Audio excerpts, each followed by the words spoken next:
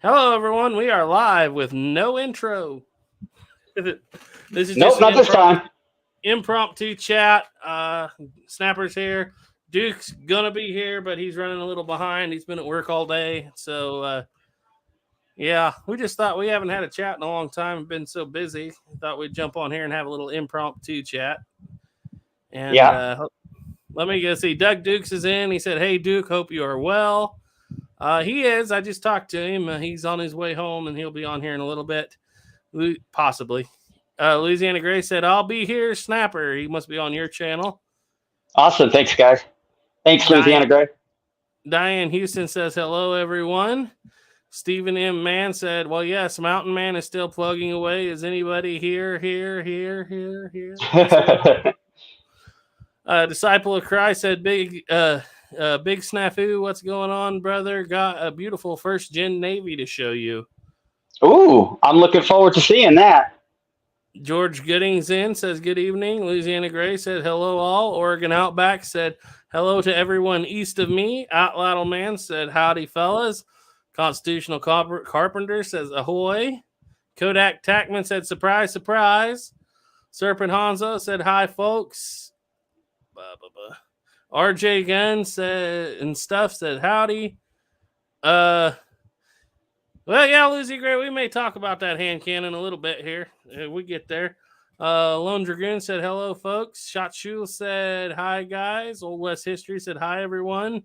Loops Hobbies and More says, "Hi there." Hardy says, "Hello, Hmm? you silly humans." And Garza Vlog says, "Evening." And Gas Loco says, "Good evening." Wow, that's a Yeah, good crowd for an good impromptu credit chat right for right the there. beginning. Yeah, definitely. Definitely. Mm. Well, Snapper, you have a subject that you've been talking to me about that you want to discuss. It's heavy on your mind. It's been very heavy on my mind. And it's just because we've had to answer so many questions on it. And the way I used to feel about it years ago and the way I feel about it now have completely changed. Mm-hmm. Um, and that is, don't touch that thing. It belongs in a museum. And I used to believe that, really strongly used to believe that, wanted to a fault, actually. But now, I believe one of the last places a gun should go is to a museum. Like, there are some good ones, but Mm-hmm. you have to realize most of these guns back here, at one time, were probably in a museum. Mm-hmm. You're going to donate your grandfather's or your family's heirloom because you want it to be in a museum to be preserved for history. And the second you turn around, when that museum has a fundraising need, they're going to auction away your gun. That is how it always happens. If they don't have one already, which I promise you, 99% of guns they do, unless you have something incredibly rare, Mm-hmm. it's going to either be stuck in a storage unit, so nobody will see it forever, or it's going to be sold. And Mm-hmm. no matter how, unless it is just one of a kind and the museum doesn't have it, it could be end up on a rotating. But the likelihood of whatever gun you have actually going on display in a museum or become permanent in the museum for the museum's history is unbelievably unlikely. It is so much more likely that it might sit there for a couple years, couple decades, maybe even, but it will end up on the market. And I Mm-hmm. believe to these days now, uh, the majority of modern collectors, we've gotten out of that section like Mm-hmm. in the 40s, 50s, and 60s where Bubba would buy a cheap gun and just destroy it. Mm-hmm. Bubba's still out there, but he's not quite as prevalent as he used to be because now these guns are starting to become valuable. They're very valuable. That Bubba doesn't usually buy them because Mm-hmm. Bubba usually buys something very, very cheap. So now I believe that the majority of individuals who end up buying these antique guns, as long as they, which most of them know the steps of keeping them clean, make sure it's clean, make sure it's away from humidity, the common stuff, oiled it, even shooting it doesn't hurt it. Actually And helps it. I believe it's so too. I think it actually helps it. These guns, I always tell this to people when we were actually building race engines. Even Ford did this in the 60s when they were trying to be Ferrari. they would actually not use a brand new engine block. They would pull an engine out of a car that already had 100,000 miles to block, and then they would let it sit outside for a year to try to get any of the built-in stresses of the metal out of it, and then they would remachine it and then turn it into a race engine. And it's one of those things that these guns, even though they have built up pressures over time, but shooting it can sometimes cause pressures to rise, but it can also take away pressures. And it's all about doing like harming the gun versus normally shooting it. If you're not abusing it, you're not harming it. And soft lead with lower powered rounds, these guns could take it for the rest of their lives, longer than you and I could ever live, and be shot constantly. And you would never see a real degradation in the firearm at all.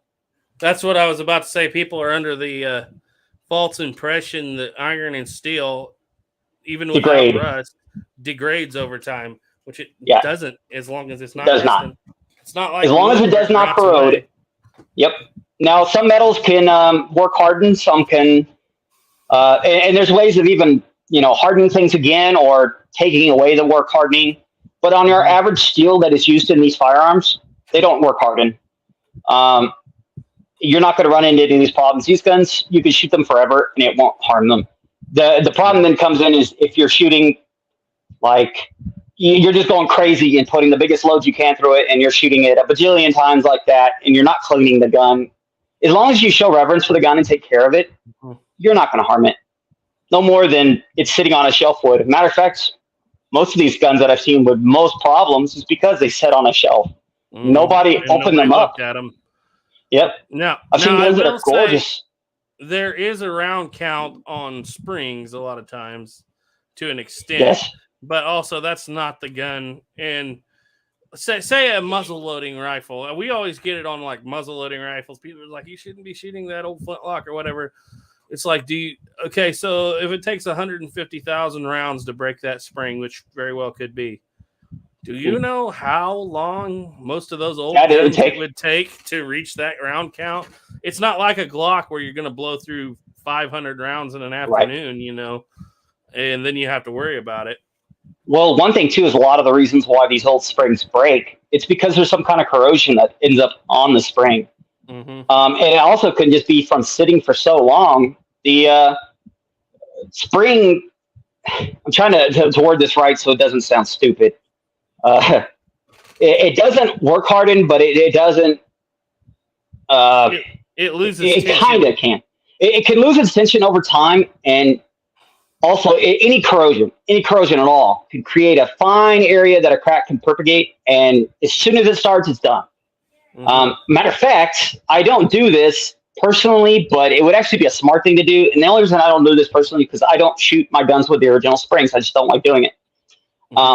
Is you could actually retemper your springs. You can get them red hot, requench them, and then retemper them. And if you do that with a proper setup, those springs will last forever. That is technically now a brand spanking new spring once you retemper it. Yeah. But if you as long as you polish an original spring, you'll be fine. Yeah, just make sure there's no corrosion on it. It'll be fine. So do you think that a flat spring like that's reworked over and over again will last longer than a coil spring? Does it matter? Ooh, that's a good one. There's a lot more. If you're within its limits, yes. See, I've often the reason why because I don't feel like flat springs lose their tension as quickly as coil springs. No, and the reason is the amount of metal you're working with. You're working with a bigger chunk of metal over pressures that are shorter versus a small piece of metal over really long distances. Yeah. That's why a coil spring is like less likely to break on you. Yeah, but it also can lose its tension because of just the work hardening effect, or it can lose its tension by plastification, overstretching, then understretching, overstretching, then. But when it comes to the reason why leaf springs are considered not as good as coil springs is because there is more tension per surface area, and that is important because if you get it wrong, it will break, and that's a lot of tension over certain small areas. But go ahead. I was going to say I didn't get some comments, but AR American has said something that I want to point out here. He said, Sure. I wear out hammer springs at 1 a month, which he's doing a fanning triple shot on a single Mm. action army clone. But I have noticed this. Italian springs wear out quicker, and I don't know why. The They're not Italian made harder. You know why? It's wear out simple. It's quicker. easy. The way they temper the spring is if you temper a spring on a lighter temper, like the more temper it is. So the hotter the temper gets, you have more chance of you have less of a chance of it actually structurally failing. It'll just start to bend over time Mm-hmm. and lose tension. And then you could actually bend it back and keep going until you end up stress fracturing it. But when cheaper springs, and the safer position is to always over temper the spring because then it's going to bend. If you under temper it, you know it's going to hold its tension a lot longer and never let down, but it also has a higher chance of cracking and breaking. Mm-hmm. And that's exactly why. It's A, the quality of spring steel they're using, and B, they over temper them so they'll bend instead of break. Now, I'm curious on ARs. Is he's wearing them out is because they just stopped getting enough pressure to set off cartridges, or are they actually breaking? No, maybe he can comment that. Let's get through a few comments. Hardy said, traded in a cap and ball Pietas for full stock flintlock hawk, and now I just need to get a new shooting bag set up for it. Yes. Nice. I generally say try not to scrimp on the bag. It's the one thing you're going to actually use more than the rifle and the horn. Old one guy said hi all. Soylent Green said evening. Serpent Hanzo said awesome hat, Garrett. Yeah. That is a nice hat, isn't it? I found this one in a secondhand store for a couple bucks, and I got it because Plowboy has one just like it, but it's a darker gray. Imagine that. Is that the one that you reshaped yourself, or no? No. This is a fedora style. It's just a common one. No, actually, the black one that I always wear is the one I reshaped. I reshaped several of them actually, but anyway, Turkey Creek 1823 has been in here. Oregon Outback, when you said don't touch that, it belongs in a museum. Oregon Outback said folks have said that about me. Pablo Sniper said greetings from Brazil. Nice. Stephen M. Mann said I may be a museum piece. Constitutional Carpenter said they belong above the mantle. Yes. Yes. I'd rather see them there than... Unless you're actually building wood fires in that wood stove, then probably not best to put them over the mantle. It'll dry them out really quick. But we see that all the time, and I actually that's kind of funny. A comment there. I actually had a museum curator. One of the she belongs to the Alden Fellowship for the James Alden House at Plymouth, and she's like, when you think about it. And she's actually builds guns, which is kind of cool she's an older lady museum curator who actually builds flintlock and snap-ons and matchlock firearms. Just cool. But she's like, when you think about it, that's the absolute worst place to put your firearm. And she said, not because it might get hot and go off, but she's like, any oil that's in that wood, if your fire is getting warm right there by that chimney, she's like, you dry one side. And she said she sees it all the time on old guns because they did it, but it'll dry one side of the stock out and it'll be a different color. The other side. Makes sense. It actually makes sense. Let's see.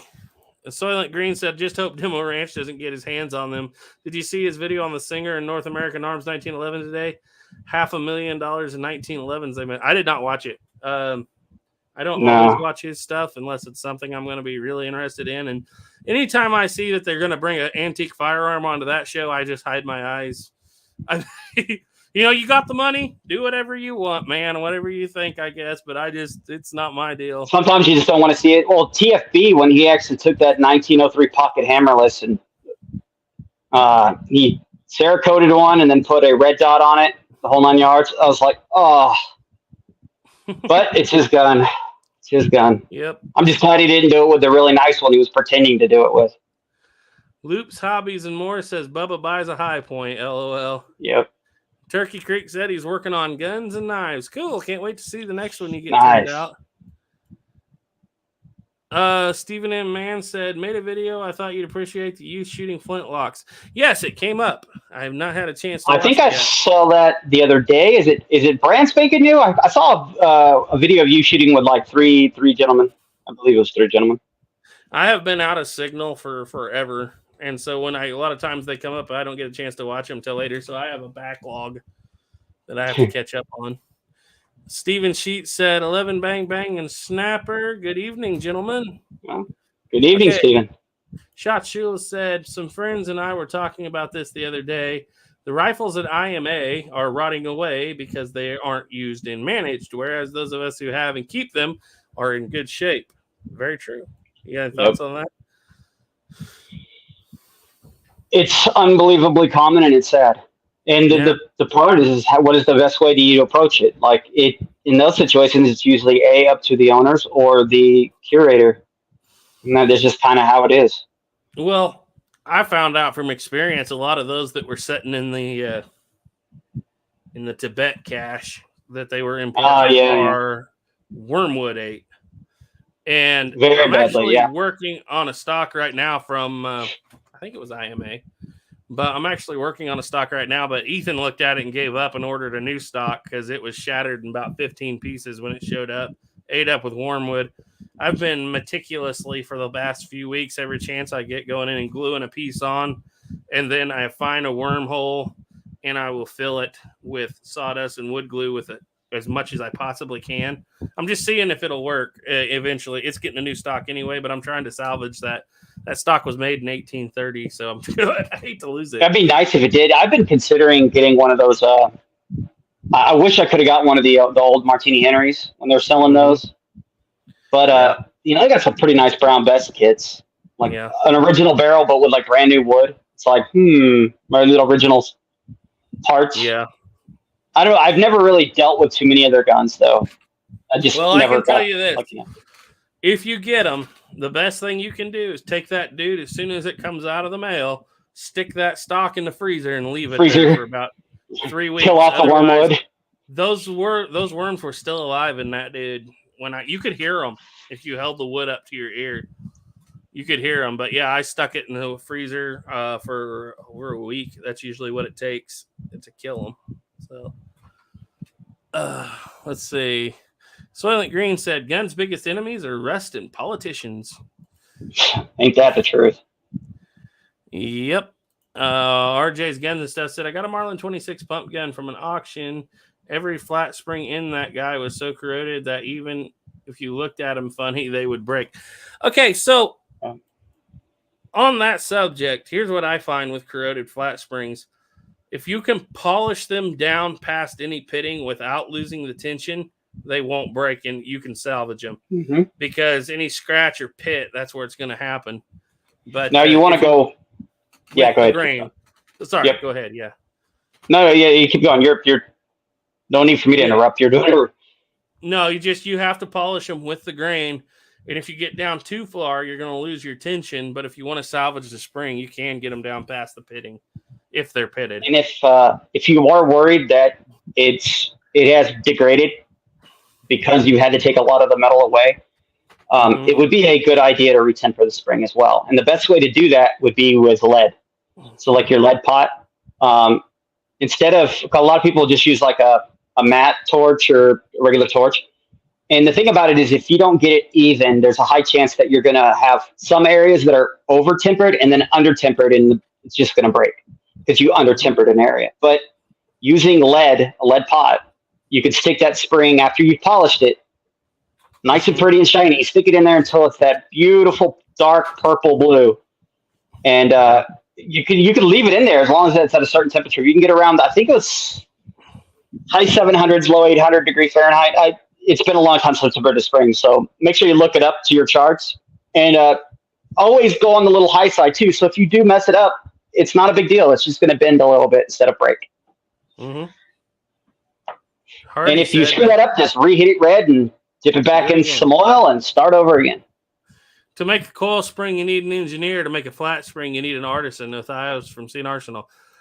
I got to say, that's one thing where Ethan has been shining here lately. He's been making all his own springs, and I didn't believe him when he said he could make springs from cast.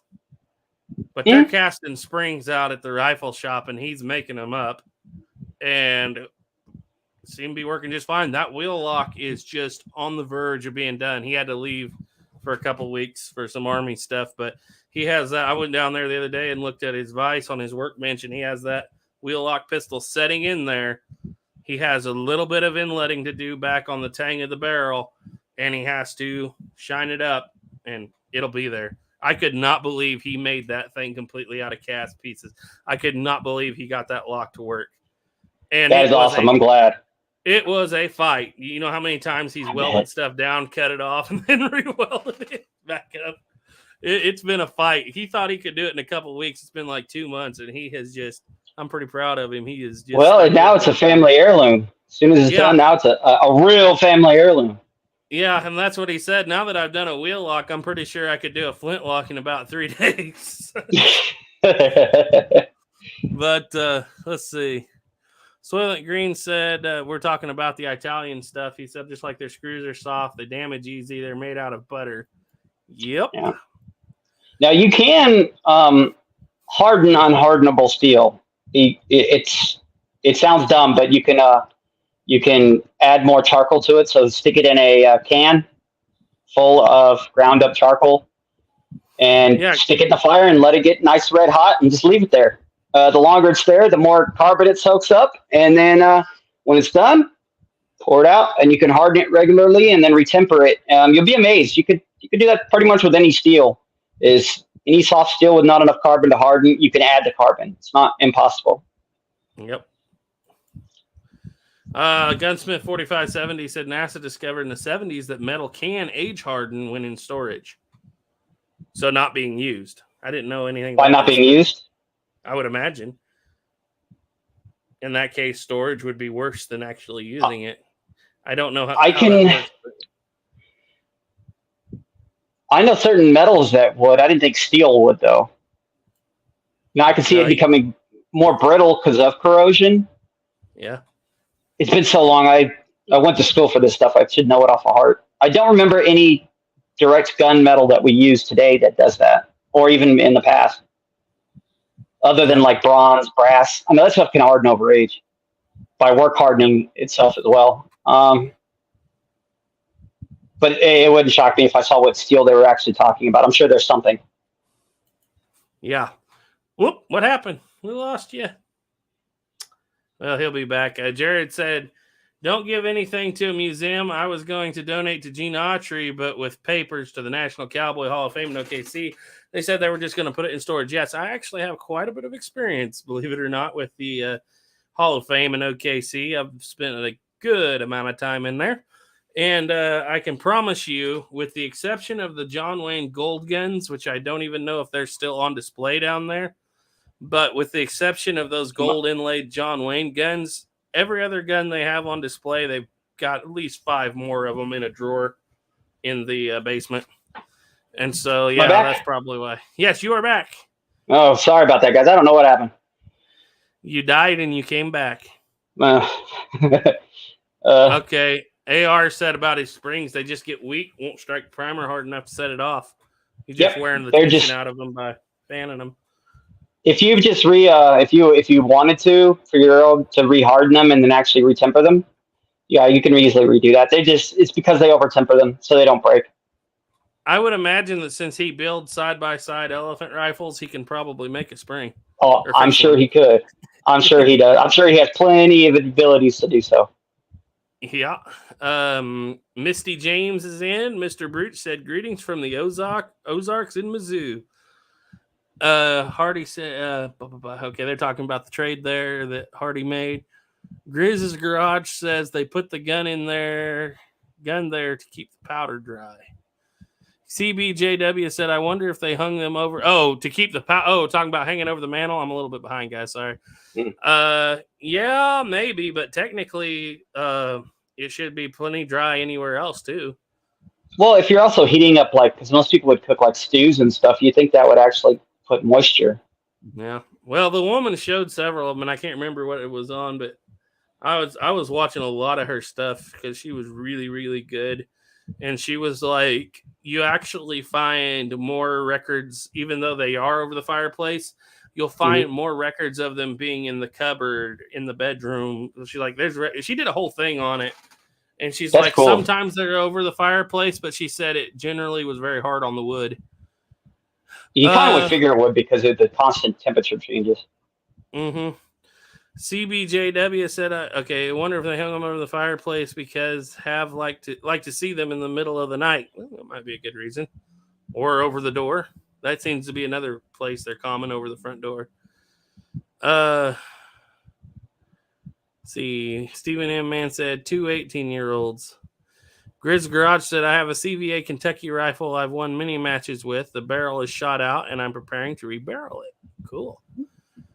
Josie Wales WI said, "Evening, guys." Ungrateful Peasant said, "Evening, everyone." Kodak Tackman said, "Don't knock the high points too much. They work, especially the carbines." Absolutely. Oh, yeah. Had several of them in my life, actually. Caleb still has one right now. And that's the one gun that Caleb has lost in a river, really, literally, and he didn't feel too bad about it. Just go get another one. I'm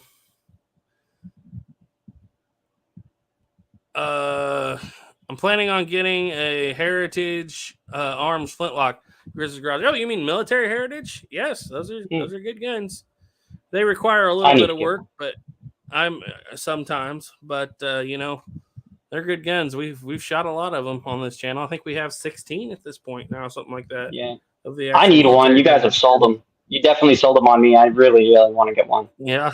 I think, honestly, we've helped them out a little bit as far as their regular market because they sell a lot of the stuff. I mean, Ethan talks to Robert, so he knows him. And it's like, it's what I like about them. They may be like one day it's like they're trying to fill a 100-gun order for the Outlander TV series, and they'll stop and take the time to customer service with Ethan. So yeah, that's cool.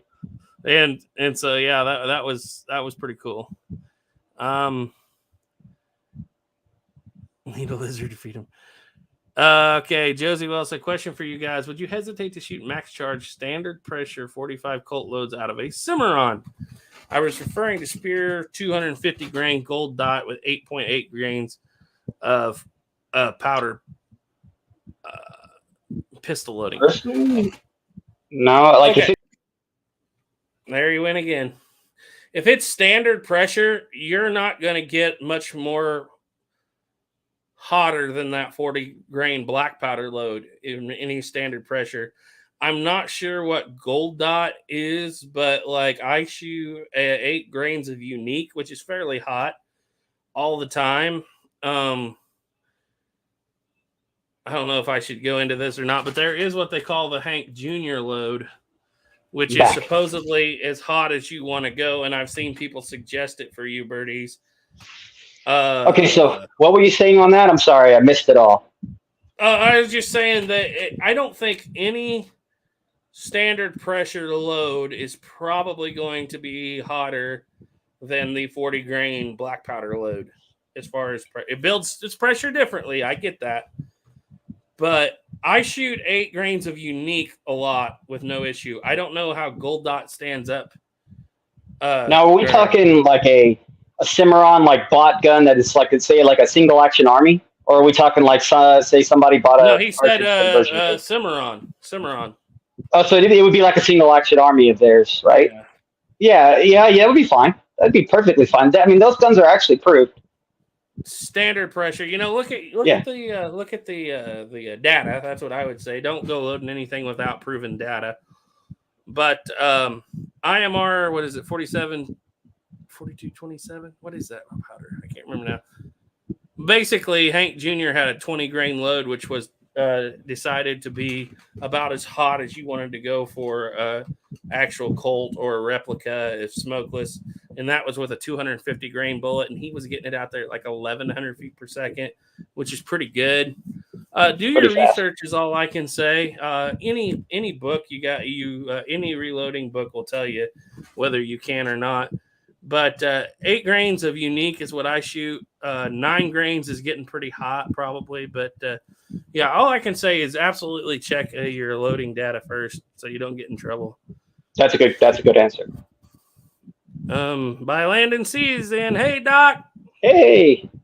Howdy, gents.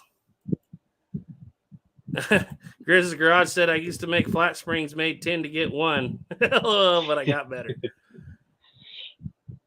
Okay, here's a question. This is up for debate, but here we go. Which is better, 1860 Army, Uberti or Pieta? Go ahead. Snapper. Okay, this will be my answer. Is the Pieta makes a better gun that's like hardened metal. But when it comes to authenticity and beauty and standards of like quality of build, I think Uberti makes a better gun. They're kind of best. They kind of complement each other in different ways. The Pieta it's not as authentic to the original gun, but they use a harder steel. They have harder screws. I like Uberti more, but they use a softer metal. All right, so I've shot both extensively and originals. Snapper has too, actually. But here's my take on it. The Pieta actually shot better for me, but that could just be the Pieta that we were using. And the Uberti was better for taking full-size paper cartridges. The Pieta had some real issues because the Pietas are generally a lot tighter in the chambering. So, like it's a 4.54 is better for a Pieta, a 4.57, I believe. Correct me if I'm wrong here, Snapper. It's been a little bit. Is better for Ubertis. And original, I shot 4 through the Ubertis, but the original is big. You can, but here's the difference. It's hard to get a 4.57 in a Pieta. Yeah, because they're smaller. And you can get like a 4.59 in an original. Yeah, they're pretty easily. Yeah, they're quite a bit easier. I don't know about you, but it's one of those things where you're like, wow, these. I don't know if this loading lever just works way better than the replicas do, but yeah, it's so much easier to load an original. Like just if you go load because they're bigger. Go buy your Johnson and Dow bullet mold from Era's Gone. You're going to have a hard time seating that bullet in a Pieta. I know some people that say, it's no big deal, but I have one of every Colt cap and ball revolver. Basically, we have one original, except for, of course, the Dragoon. Like you have the Dragoon. Don't have a Walker or a Patterson original. Right. But all the other ones, we have originals, Pietas, and Ubertis. Originals, that bullet works like butter. Ubertis, a little bit of pressure. I've bent Pieta loading rods trying to load. I have to. The Spiller and Burr trying to load original size bullets in them. That being said, Pieta makes a great gun. I don't know, though, if the hardness of the gun in all reality, outside of maybe springs and stuff, I don't know if the hardness of the gun makes that much of a difference. I've thought about it a lot. Truthfully, at the end of the day, it doesn't. Yeah, with Uberti, you're getting all the stuff under the loading lever. Pieta shot better for me. It usually does, honestly, and I don't know why that is, but maybe it's because we're putting such a oversized bullet in there. But I don't know. That's just my take on it. I like all of them. Of course, the original, hands down, is usually always the best, even an old beat-up original. Uberti usually comes in second and Pieta in third. But like I said, it depends. You want a shooter, you can go out there and tinker with and just make it shoot tight groups all day. Pieta is probably the way I would go. But if you want to actually do some reenacting or something like that, definitely go Uberti. Yeah. I would say it's a good case. Uberti's also, they don't put that, like use black powder only on the side of the frame. No, that's a lot to a lot of people. I don't know why Pieta doesn't just do that. I don't either. Just move. I don't either. And then, Pieta, I don't know what happened with Pieta over this whole, it makes sense over the whole, COVID crap, everybody shutting down. But the guns that I've seen from Pieta that are new guns, man, they're bad. They're bad. They took a really hard turn. The grips weren't even close to fitted. The stamps weren't straight, or they were double stamped. Parts that just weren't fitted properly or redone properly or even blued properly. It's pretty bad. Don't they come with plastic grips now? They do, and they're ugly. They're Yeah, ugly. that's kind of what I thought. I don't know why they're doing that, but the thing I kind of quit buying from anywhere but Cimarron. I guess I kind of had a good relationship with them, and I've had some problems with some of their guns, but used to buy them from Cabela's, and I won't do that anymore because now they card you even though they don't have to for a cap and ball revolver. So it's Yeah. like I'm not doing that anymore. But yeah, I've always known so Cimarron always usually they take more pride in what they get. So before they send it out, I mean, it's still possible to get a problem, but it's just less likely with Cimarron, and they'll back up their gun. generally you're going to get a lot better fit and finish, honestly, from them. But I have had issues with short arbors from them, just like everybody else. But they will fix it usually, take it back and give you one that works. But it's everywhere. Italian guns, as I go further in my gun collecting over even the past few years, I've just really started to see how far down Italian guns actually. We know you never think about it when you first buy them. You're like, oh, these are the greatest things, and everything. Then you get your hands on some originals, or you get your hands on even some older Italians that were like higher end stuff, or guns that have been worked over by a gunsmith, or something from there. Yeah, And you realize just kind of how bad the Italian guns are coming out a lot of times. And it's yeah. Colts and Remingtons. I've had You Remingtons. should look at them like a. You got. Yeah, I was just You saying. should look I've at them had, like a kit gun. yeah. That's how you got to do it, and it's kind of sad, but it works both ways. I got 2 Remingtons actually from both of them were Piettas, and it was like 2 shots in. No matter how much you greased it, it was bound because the cylinder gap was too tight, which was really weird for them. And you can fix that, but there's a lot of other issues. I've had timing issues. Seems like the Pietta or Remington springs just don't last. I don't know. No. And not talking about I broke out tension, so many trigger or bolt springs. Bolt springs to me on bolt Italian springs. guns are what I break all the time. Mm-hmm. But the thing, guys, too, is look at them as a project gun, and don't be scared to work on them. That's why they're cheap. Learn how to time a gun with them. Don't be scared of it. It ain't gonna hurt you. You might be able to learn some really cool knowledge that you otherwise wouldn't know, and it would make you less fearful of jumping into a bigger project on, say, an original. Because you could find originals that are need timing or something for really cheap, and that's how I always go. If I can find one that has something wrong with it, that's what I jump after. Because to me, that's the best of everything. Because I want to go through the gun anyways. Yep. And if it's got some small problem and I can get a massive discount off of it, that is the best of both worlds. Yep. So it's learn to work on them. They're not hard. Like Plowboy, when we were discussing those Rugers, because the Rugers always come with tight cylinder on 45s. Blackhawks tend to come with tight cylinder throats because people shoot a jacketed bullet mostly, and jacketed bullets are 4.51 is pretty good. But when you're shooting cast, it's swaging it down in that throat, and by the time it gets to the barrel, it's too small. So Plowboy was like, well, we can spend a lot of money on renting a reamer or buy a reamer, or we can take a 12-gauge cleaning shotgun rod with some emery cloth on it and just go slow. And we both did it. We both got pretty good results. So if it works, it works. I mean, and the thing too is if you've ever actually had to ream out of the barrel on one of those, like the actual forcing cone, I mean, all it is a tool that looks like a cleaning rod.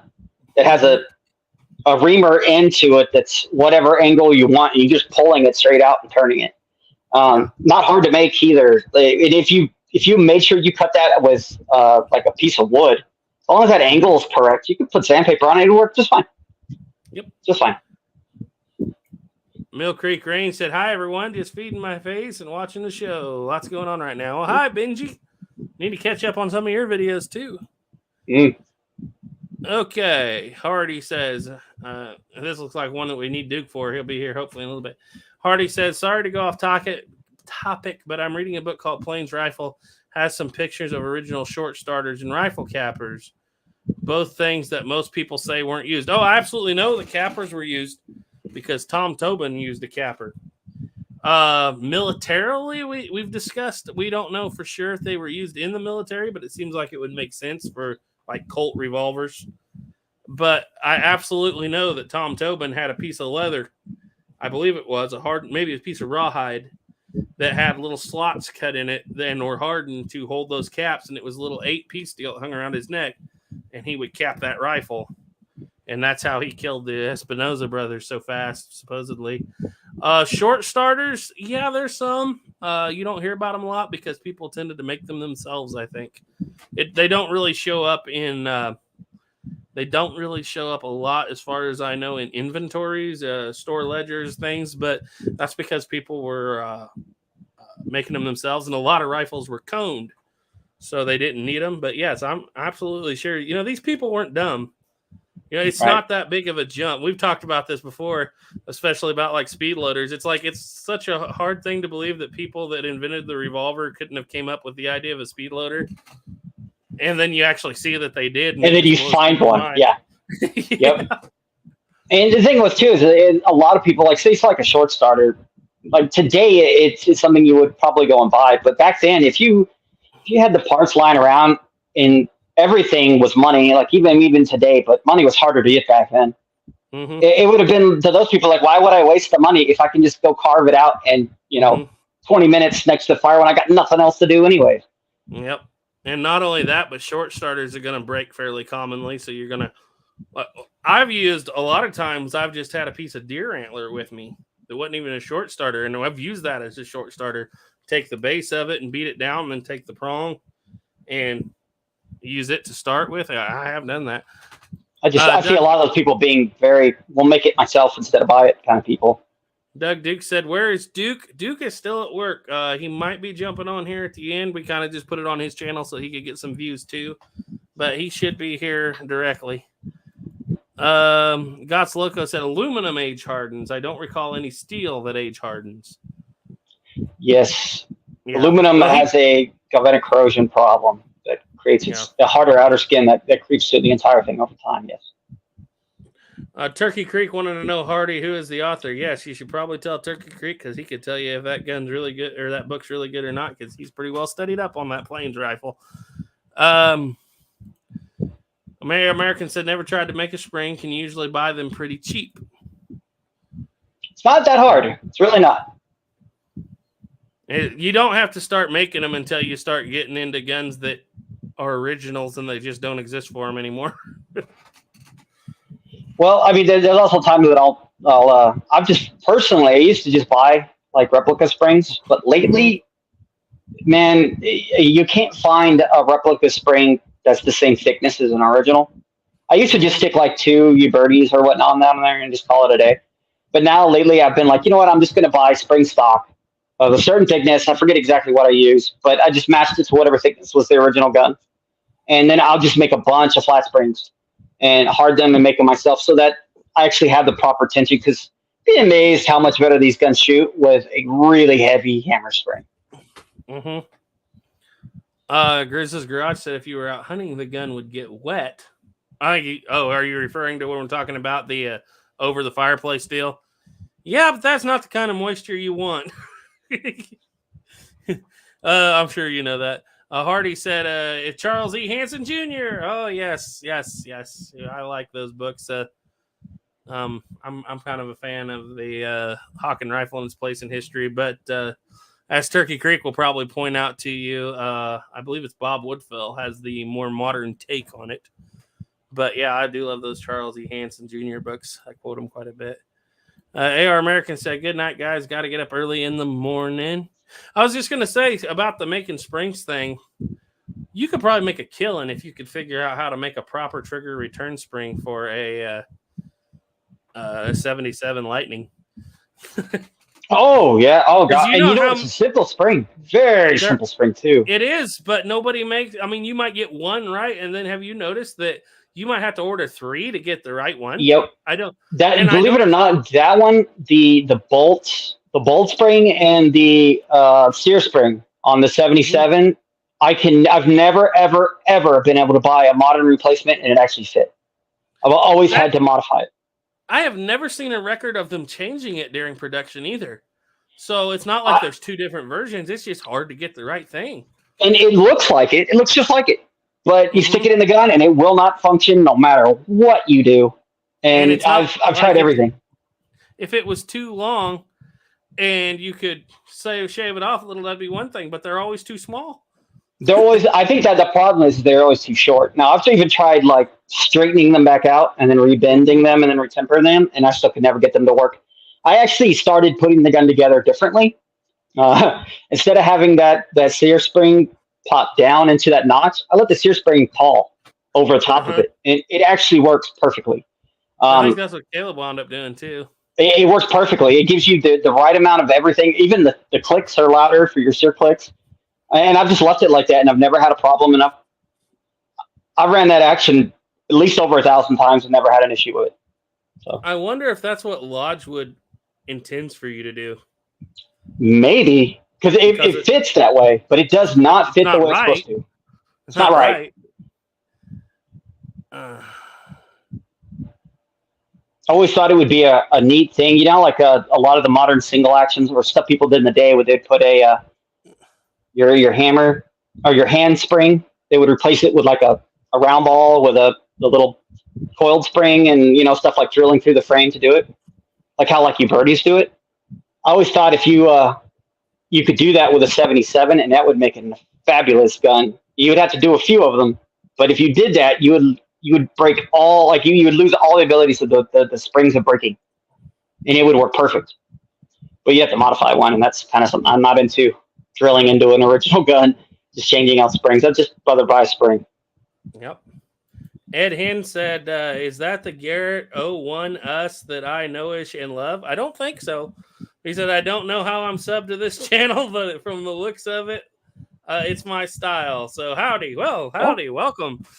I don't know that this is probably not the Garrett you're looking for, but I'm glad to have you on board here. Let's see. Where did we go? Let's see. Ungrateful Peasant said, good night, AR. Going to hit the hay, too. Looks of it. Autocorrect. Okay, got you, Ed. Gris's Garage said, I found an old 45 caliber UCAR, I call them junker, barrel, and I'm converting to flintlock with an LNR replacement lock. What's funny about those old UCAR barrels? The guns themselves with the split stocks are not that well loved, but I've run into people that swear by that UCAR 45 caliber barrel. I mean, I haven't had the best of luck with it, but that could just be me too. I have people that would actually take those and put them on full-scale new rebuild guns because they like that soft Spanish barrel. I'll be completely honest with you. In my youth, I have blown one of those barrels up. So that might be why I'm not too fond of them. But, yeah, they're good guns for the money. I think it's been like $60, $70 on one nowadays. Get you a full-scale plain-style rifle. And they're actually not the big, blocky, Hawken-looking thing. They're actually thin, full-stocked a lot of times. So they actually look like an original plains rifle, just has a piece of brass in the middle of it. So they're definitely not bad for the money. Okay. So the gold dot 250. See, I haven't shot any of those kind of bullets, but single action army, yes, 250 gold dot is a bullet, but it's a do not reduce load. Yeah, you don't want to go under usually on a lot of them if you're using the depends on the powder you're using. But I used 8 grains of unique. I don't know if you want to go over that because I haven't looked at the data in a long time. I would definitely follow the data, wouldn't you say so, Snapper? Yep. I'm the kind of person who's gotten into when it comes to 45 Colt, I like black powder. Yeah. I haven't shot smokeless in so long just because I like black powder. I was too, and then Plowboy made a heretic. I know, and now you're pushing me in that direction. You guys are not there. The kind of numbers you got out of that freaking thing is impressive. Well, I'll tell you what. I need a freaking Ruger. Kind of sores on my hand right there in there, and on the back. Those are impressive. I'm not gonna lie. I haven't shot a high recoil, special single action style pistol ever. Like really hard recoiling, and I want to. I just want to. I love that setup so much that I don't care if it bites me. A lot of other people are doing it in Bisley grip frames, and that Bisley grip frame does a lot better of not letting that thing roll up and hit you. That's what But I saw you guys talking about with Jake the other day. yeah, Yeah, I'm jealous. Now I got to go out and buy a freaking Ruger. yeah. Thanks again, um, Plowboy. Look what you've done. yeah, he's been guilty of making people buy guns before. I know that Yeah, much just by there's talking several about people him. I know that had to buy bought things just because of old Plowboy. Yeah. Let's see. Sleepy Leap said, "Hey guys, a little late, but I'm here. Oh, good." Reverend Hodge talking about Duke said to Doug Dukes, "Look in a mirror and say his name 3 times, and Duke will appear." Yes, he will. Especially this time of year. I don't know. I said his name for about 3 days and he didn't appear. He had me worried. He's been busy. Okay, RJ's guns and stuff. Random question: had any experience with Royal Tiger reports? Oh, Yes. I don't know. Snapper, have you? I personally have not. No, but I know you guys have. Mm-hmm. And it's been such a while ago, I can't remember all the details. I don't want to bash anybody necessarily, but it was not that great of an experience. It was payment up front for us, wait for an extremely long time until they just basically forgot about us, wouldn't answer phone calls or emails. And then they were like, "Oh, well, it's been so long, we'll let you have hand select." And so we got a good one, and the one they finally shipped was just shot. I mean, it was terrible. It wasn't the one, and never answered the phone again. We quit trying after a couple days. Like I said, I hate to bash anybody, but that was just our experience. And so we kept it. It was a Carcano from Ethiopia, I believe. And that was our last experience with them. And I hate to bash anybody, but that's just kind of how that went. Maybe that's just a one-off thing. I don't know, but I probably won't do it myself again. So, Well, I mean, we like doing that here on this channel. At least let people know, hey, what to expect. yeah. If it is a one-off thing, then other people should be able to say, hey, no, we've had really good luck with them. If not, I'm sure you'll hear it in the audience, in the comments. Yep. Okay. Let's see. Shashula said, Uberti has a better fit and finish. Pieta shoots better and more durable. If you like the function over form, get Pieta. By the way, Pieta Remington is closer to design to the original. Yeah, I think so. I think so. I honestly, I've only got the original. Well, no, I have that replica. Yours, I got to finish it. But you have mine. The original's yours too. So yeah, your original, your replica. That should be a video replica. You should do too, because that's actually an older Pieta, and I know it's been done a couple times, but you should go ahead and do a video where you actually weigh like the individual parts and stuff. That would be kind of cool. I could do that. I could do that. It'd actually be kind of nice to know. Yeah, I know that the Pieta parts, because that original replica, or not an original, the original Remington was missing most of its parts. It was a frame with a loading lever. But we basically. Yeah. I have a good one I can use to pull in to do some good pictures for or good measurements for. I don't have it with me, but I've got friends who's got it close by that would, I'm sure, not matter to let me take care of and play with. I had a real pretty one. I wish I'd have kept it. Okay. Oh, well. All right. So this is something we talk about a lot from Sleepy Leap, and Snapper's actually helped me with mine. How do you feel about the short Colt Arbor issue with Uberti? Doesn't seem hard to fix, taking your time with washers. How big of a problem is it in the first place? Okay, before I let Snapper go, because he's got a lot to say on this. I've only had one, and Snapper showed me how to fix it by removing the pins from the front of the frame and just shortening the front of the frame and the forcing cone a little bit. And that worked for me by just very easily just taking a very little bit off the front of the frame in front of the forcing cone. That way you're not getting bound up back onto your cylinder, and that worked for me. But go ahead, Snapper. You got any thoughts on the short arbors? Yeah, that is my preferred way of fixing it, is the bottom of the frame. You'll see your 2 pins that your barrel will click in. Take those 2 pins out. They slide out. They'll pull out. They're pressed in. And then sit there with a file. Take a couple licks, stick it back together. Take a couple licks, stick it back together until you fix that arbor problem. You're not going to take that much off. It's not a big deal. And the whole idea is being able to drive that as tight as you want without it binding the cylinder up. If you're still binding that cylinder up when you're driving that wedge in, that means the that arbor's still too short. You're And angling. there's also other ways of fixing it that I've done before. One is you can even drill the end of the arbor itself. You can tap that and then stick a screw in it. So you can then change the length of the arbor to shorter. Like you can shorten it and then pull it out longer to make it fit where you want it to be. Um, I've done that on originals before. That used to be a really common fix, but I don't do it now just because I don't like. It's easier just to Believe it or do not, little things.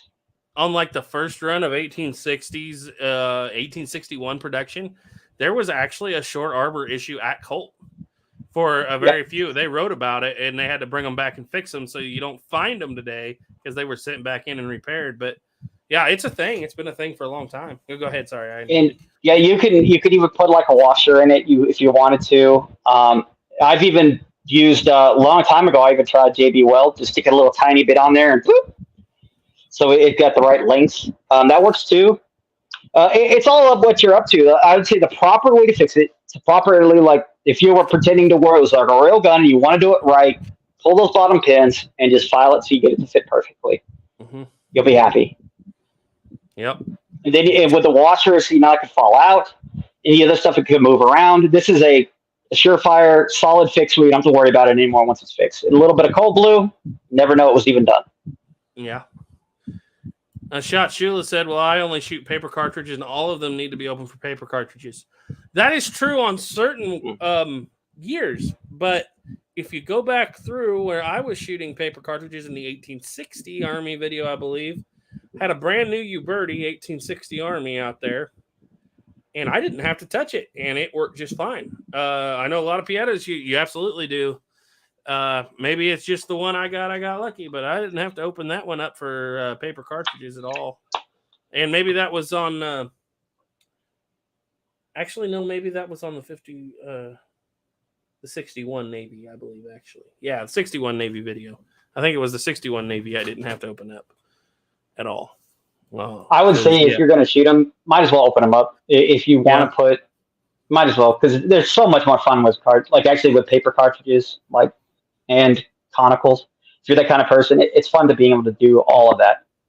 And it makes the gun look more original. The originals had a larger opening. Yeah. Desert Rat 45 was talking about Pietta Springs, said good gun, but springs break all the time. Yeah, especially that trigger and bolt spring. Louisiana Gray said, I have to open up the throats of my cylinder to get the paper cartridges in. Yeah, you might have to, especially on a Pietta. Just make sure you still get a little bit of lead off there. The difference, especially if you're running those. Yeah. Go ahead. Sorry. I was going to say the difference between originals and this and the ones now, the reasons the originals can open up so much is because the bottom of the chamber is coned. So as you push the bullet in, it swages down tighter. Replicas don't do that. It's straight down all the way to the bottom. So if you don't have a tight enough bullet to start with, it's not going to get any tighter, and you could get a chain fire past it unless you're greasing over the top. But that originals have a cone chamber at the base, so the farther you get it in, the tighter it gets, and it works pretty good. I'm curious why the replicas never did that. You think it's a safety thing? Because I've never really had a chain fire on an original gun thinking about it ever.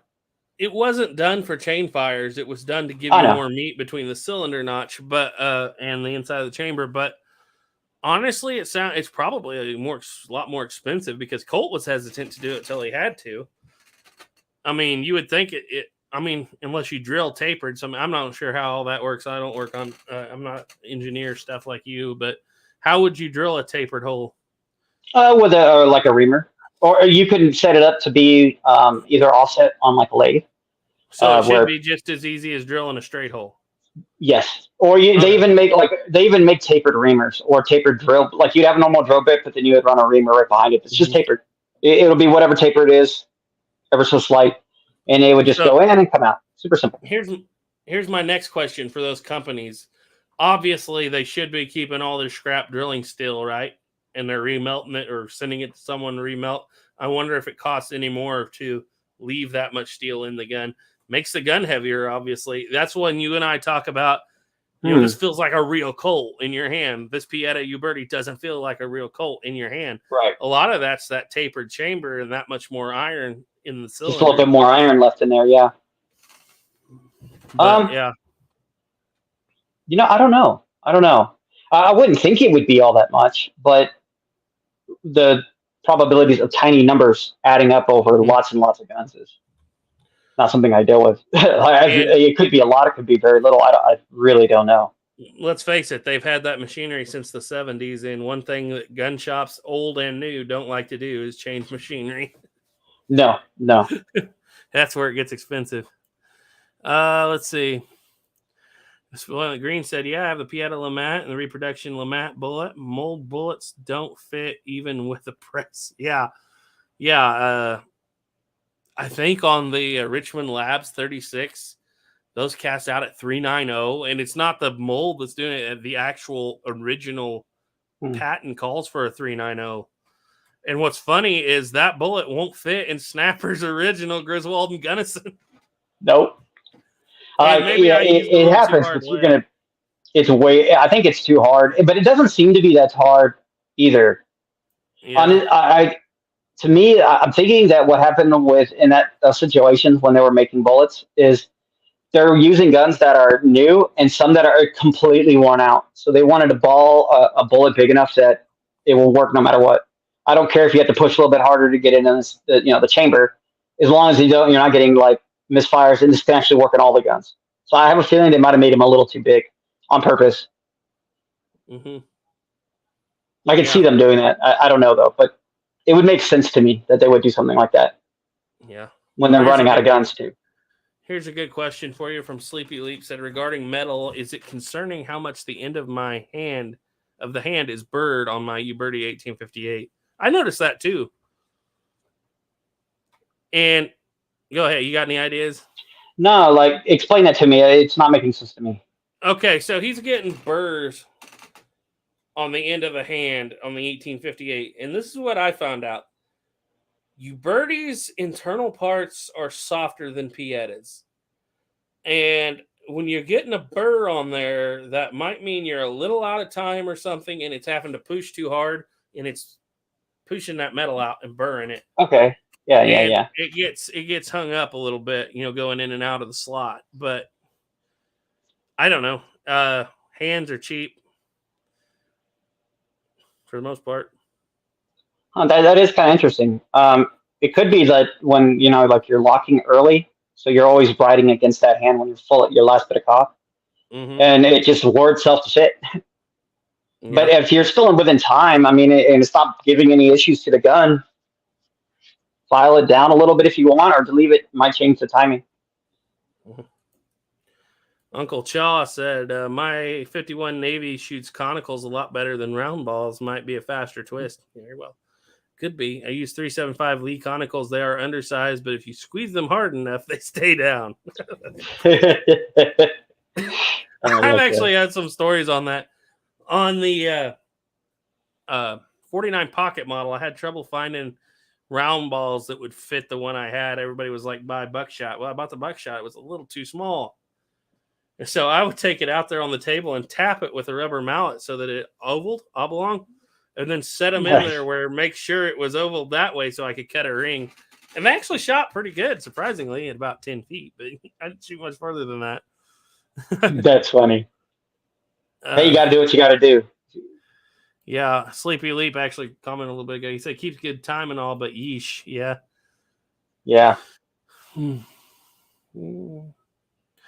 Hardy said, I would almost bet Uberti has some sort of trademark copyright deal with hiding the modern markings. No reason for Pieta to put them on the side unless they don't want to change up tooling. I don't think it's tooling either for Pieta. And the reason why I say this is the new ones they're laser engraved. So it wouldn't matter if it being on the side. Haven't you spent some time? Haven't you been over there and seen where they make Ubertis? No, I've never been there personally and seen them. Okay. I've seen the videos and stuff of the factories, but no, I know that they're laser engraved just by looking at it, seeing it's laser engraved. Okay, I know that the new cylinders on Ubertis as well, like the 51 Navy cylinders, they're laser engraved. They're no longer roll engraved. I think they're ugly, like really ugly. but I've heard people say, "Oh, it looks so much better to them." It has a way less detail, and it has that perfectness of laser engraving that just doesn't look natural. Mhm. Yeah, that's a big reason why I haven't I don't own any U birdies. It's just Mhm. because yeah. Now if you didn't care about the markings or you didn't care about like if you wanted to antique the gun, you didn't care. I guess it wouldn't matter if it's a Pieta. Just remove it. It'd be easier to remove. Mhm. Um, but I don't know why they would never do that. It'd be so simple to do, unless that's the only way they can tell their guns from the Uverdes. I don't know. It just doesn't make sense either. They might have something. I don't know. Yep. Ladies and gentlemen, Duke. all the way from the foothills of Fort Laramie, Duke Frazier. Yay! I'm here. You made it. I made it. We're just talking the age-old debate: Pieta versus Uberti. Well, if you want a gun that runs, buy Pieta. If you want a gun that looks beautiful, buy Uberti. Seems to be the That's been the consensus. Yep. Yep. A Gray Pilgrim is in. Says, "Hey, Hey. said I bought a Griswold that had awful plastic grips." Yeah, that's kind of the Pieta's gone to that. I don't know what they were thinking with those grips. They're just saving disgusting. money. Yeah, I know. I guess they figured a lot of people will replace the grips anyways. So why not? I'll tell you one thing that Pieta's gone to with the 73 single action armies, and that's something that everybody should be kind of concerned on, is they're not cutting forcing cones. Really? At the barrel, yeah. A buddy of mine just bought one, and he had to take it to a gunsmith and have the forcing cone cut. Is it a little too tight of the chain? No, they just cutting the barrel off at the back and screwing it into the frame. So it had zero forcing cone whatsoever. Yeah, and he said he looked at another brand new one at a store, and he said it was the exact same way. Ha! That's wow. Bad. That would be bad. That's a lot of lead shaving throwing out. Yeah. One of these days, pressures and everything. The only one I can think like that originally was the Patterson, and they didn't stay that way for very long. No. They fixed themselves.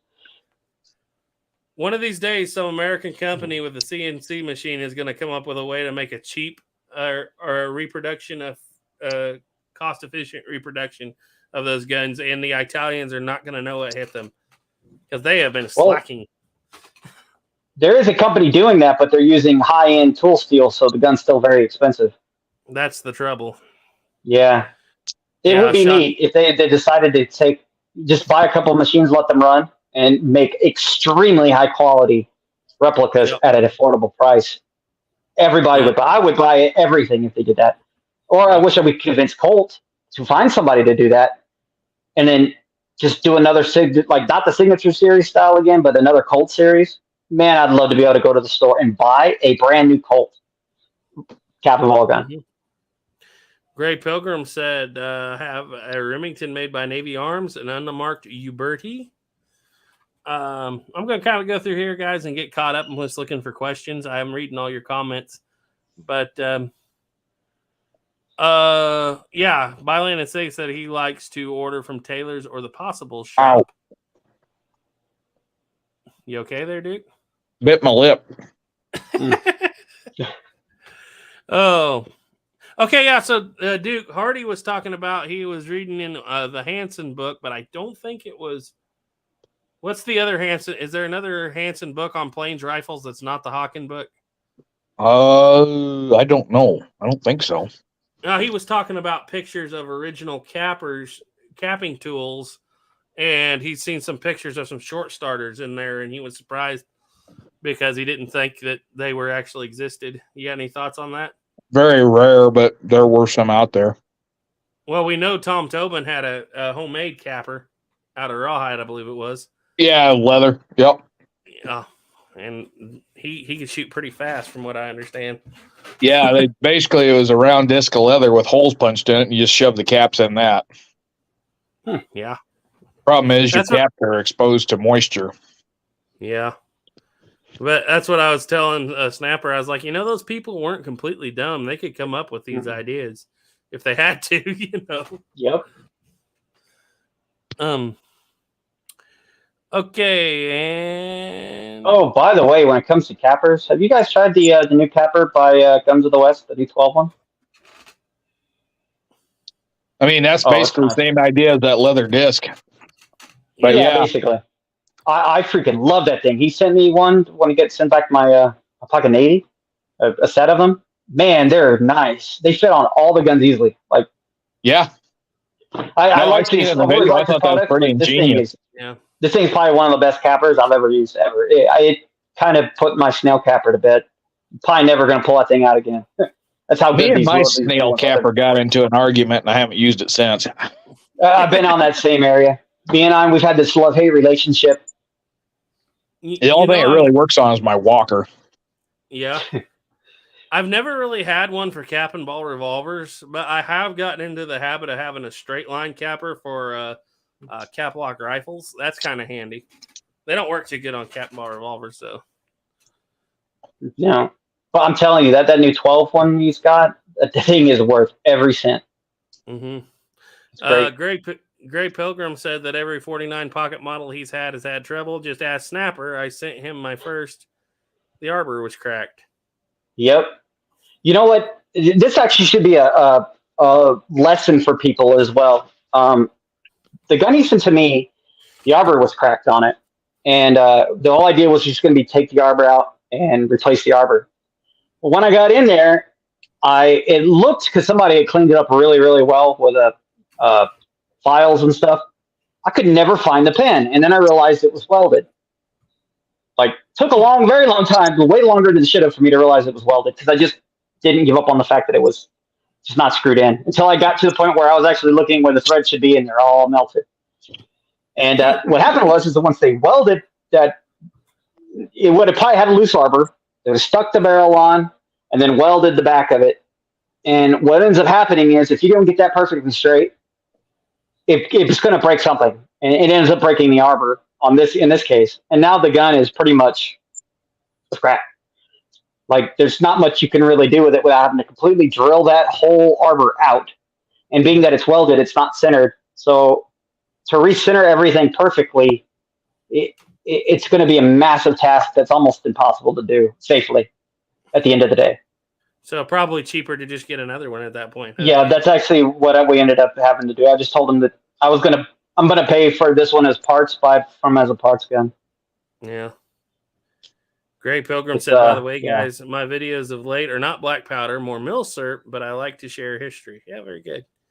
I love his channel, by the way. Gray Pilgrim's got a really good channel. Got some really cool guns. Yeah. Shachula said, it's like the Patterson speed loader Colt used to sell. It turns out it didn't work the way that the Walker loader flask didn't really work. They made things that weren't used. That is true. Actually, that Patterson loader was pretty ingenious, but just that 5 loader? Yeah, the 5 spout. It's not that the reproductions out there have them spring loaded ones. I've got one that does all 5 at once. You have to have arms like Arnold Schwarzenegger to press all them down to get powder into the chambers.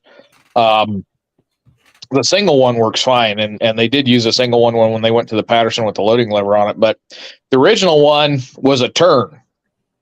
So you put the 5 spouts in the or in the chambers, turn the whole thing, it'd charge them, take it out, and you turn it over, and then the back half of it held the balls, so you'd set that over it, turn it, it would set the 5 balls, and then you'd ram them down by hand. It was actually pretty useful and ingenious. The problem is you need to be sitting down to load it. You wasn't going to do that in the field with it. Yeah. And if all your powder and all your balls are in that thing, it's going to be kind of hard to. You're right. Now, the Walker flask, that one was useless. That's when they tried to go with that spring system again, and it never threw a full charge. And then by the time you put the rounds in there in a tube, you've taken up half of your powder capacity. Yep. And what it only hold like 6 extra ones, right?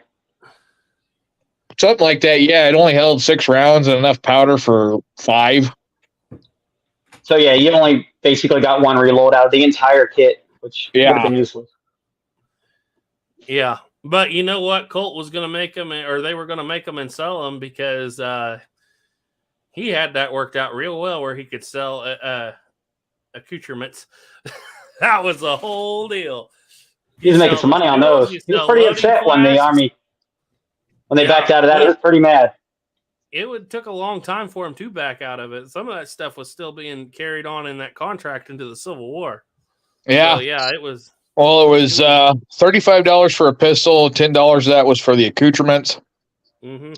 The thing is, the Army wouldn't even sign on those early Walker pistols because the accoutrements didn't come with them.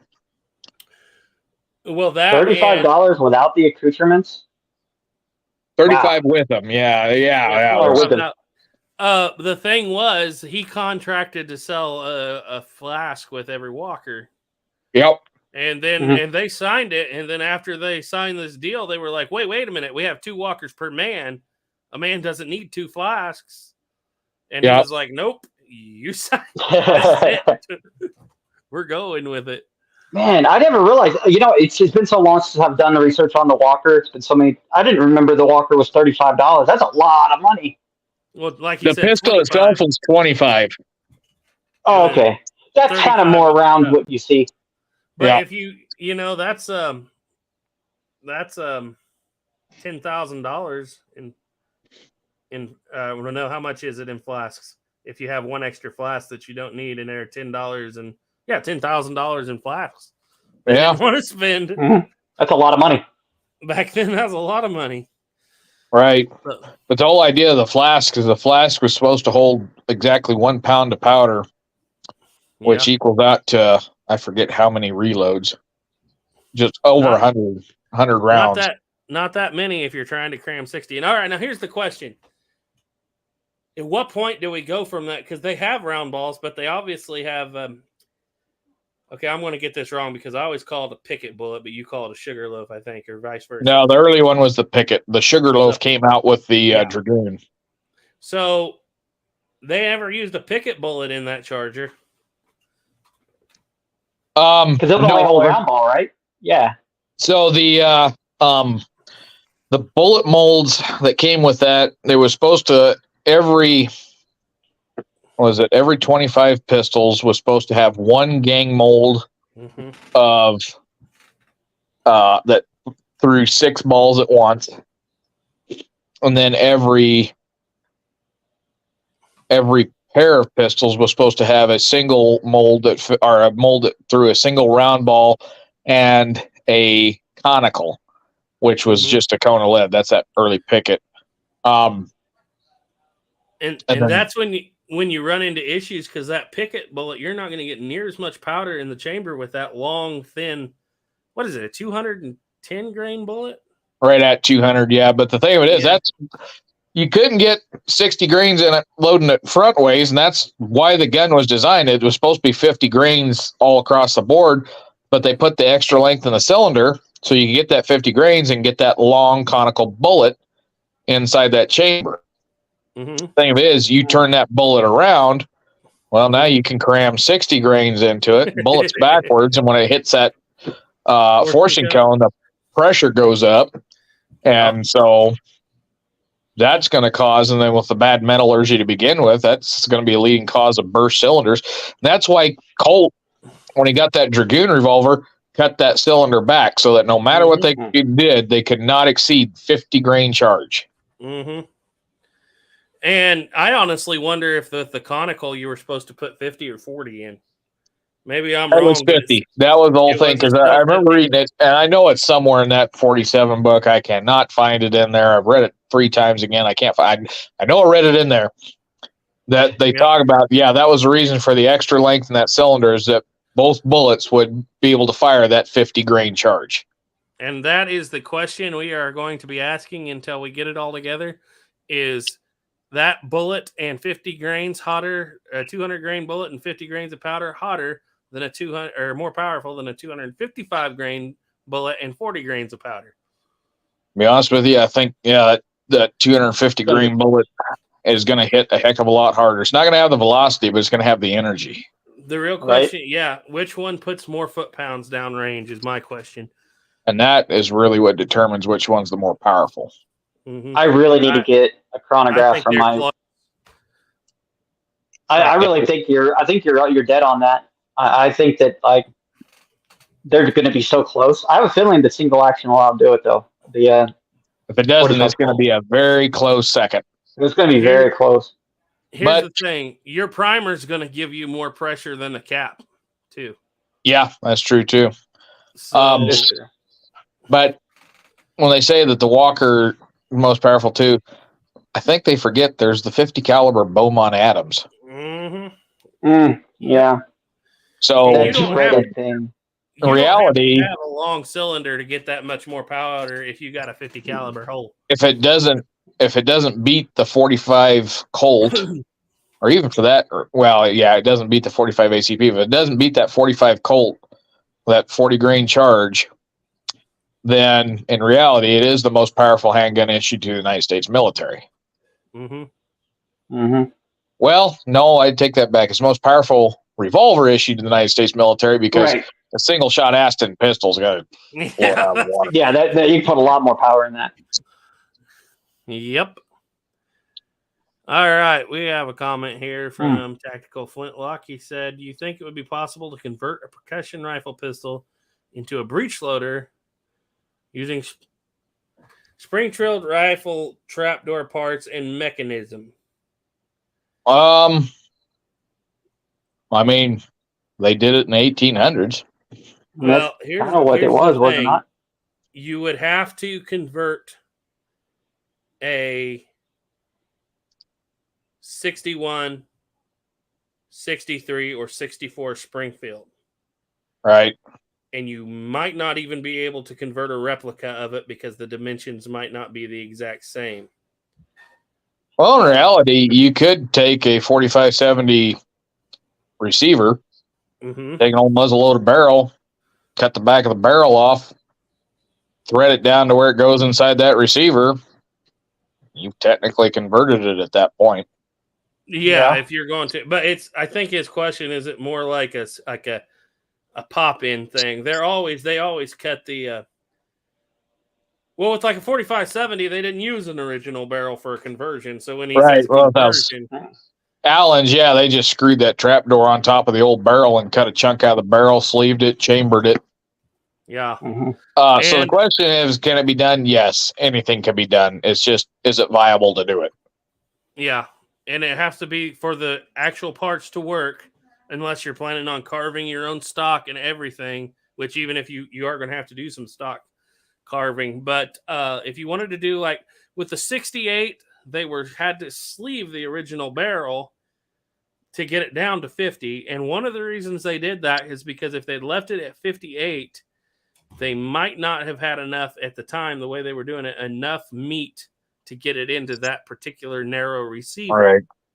They had, but it wasn't enough. So part of the deal was sleeve the barrel. So we actually, even though we're doing it for 50, that actually helps us have enough to thread into the receiver. Later on in the 73 model, they would make a wider receiver, and that is how they eventually did the 1881 20 gauge with the original barrel. But that was because the receiver was wider at that point. So, there's ways you could do it, but it would be a chore. Speaking of that, the Trapdoor series, any luck on when that date might be? Oh, I'll keep on pushing it back. It's definitely going to be when we get back now. But I got it all. I've even got a chunk of it filmed, especially on the 66 and stuff. And actually, I slipped some of that footage that's in the series into next week's video. All I'm really waiting for is I have to have Ethan back, and I need some. Not really anything else. I wanted to get slings for all the rifles and the correct slings and everything. I haven't had that, but I may just let that go. But yeah, I'm going to plan on starting to work on it just as quick as I can finish getting everything together. Have everything I need to do it. Just need to do it. So hopefully before Halloween. I will try. Let's put it that way. We'll try one way or the other.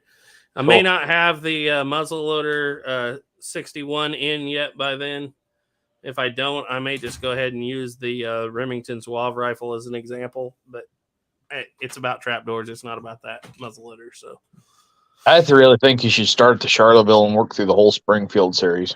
My actual plan is to go from the Springfield post-Civil War forward, and then eventually come back and go from 1795 to the Springfield. That'd be cool. I just was more into the cartridge guns right now than the muzzle loaders. You're like, I'm so fed up with the cap and ball stuff at the moment. Well, it takes a lot of research. Like I'm a year into research almost at this point, and well, I really started right after Duke came, so I'm more like 7 or 8 months. But it's like it takes a long time to study, for that amount of guns. Yeah, that's a lot. Actually, knock on wood, we're going to film the opening for the 1866 next week. Nice. Or a week and a half from now. So, because I might have a special guest. Uh-oh. Okay. Hardy says, I got a Smith & Wesson pocket revolver that needs a trigger return spring. Have to push the trigger forward and mess with the cylinder after every shot. Ethan would know more about that than me. I haven't messed with the insides of that gun very much. I just know that the bolt for the cylinder stop is on the top of the frame. Yeah, that's a weird. Those early Smith & Wessons. Yeah. Yep. What you know what you could try? Like I had to do this with that Remington pocket pistol I had. Is I would take the if you ever need a like you break a spring and need to make one, get the original one there and mark it out on paper. And then when you pull the paper completely out, you can see how long you need it to be. Hacksaw blades. Hacksaw blades make really good small, like flat springs and stuff for those little tiny guns. They're not too heavy, they're not too light. And I made every single spring inside that little Remington Iroquois, the trigger, the bolt, everything. And that trigger bolt spring was one of the hardest springs I ever had to make ever. But hacksaw blades make really good spring material to make that kind of stuff out of. Just draw it out so when you pull it out, you know how long you need to make it.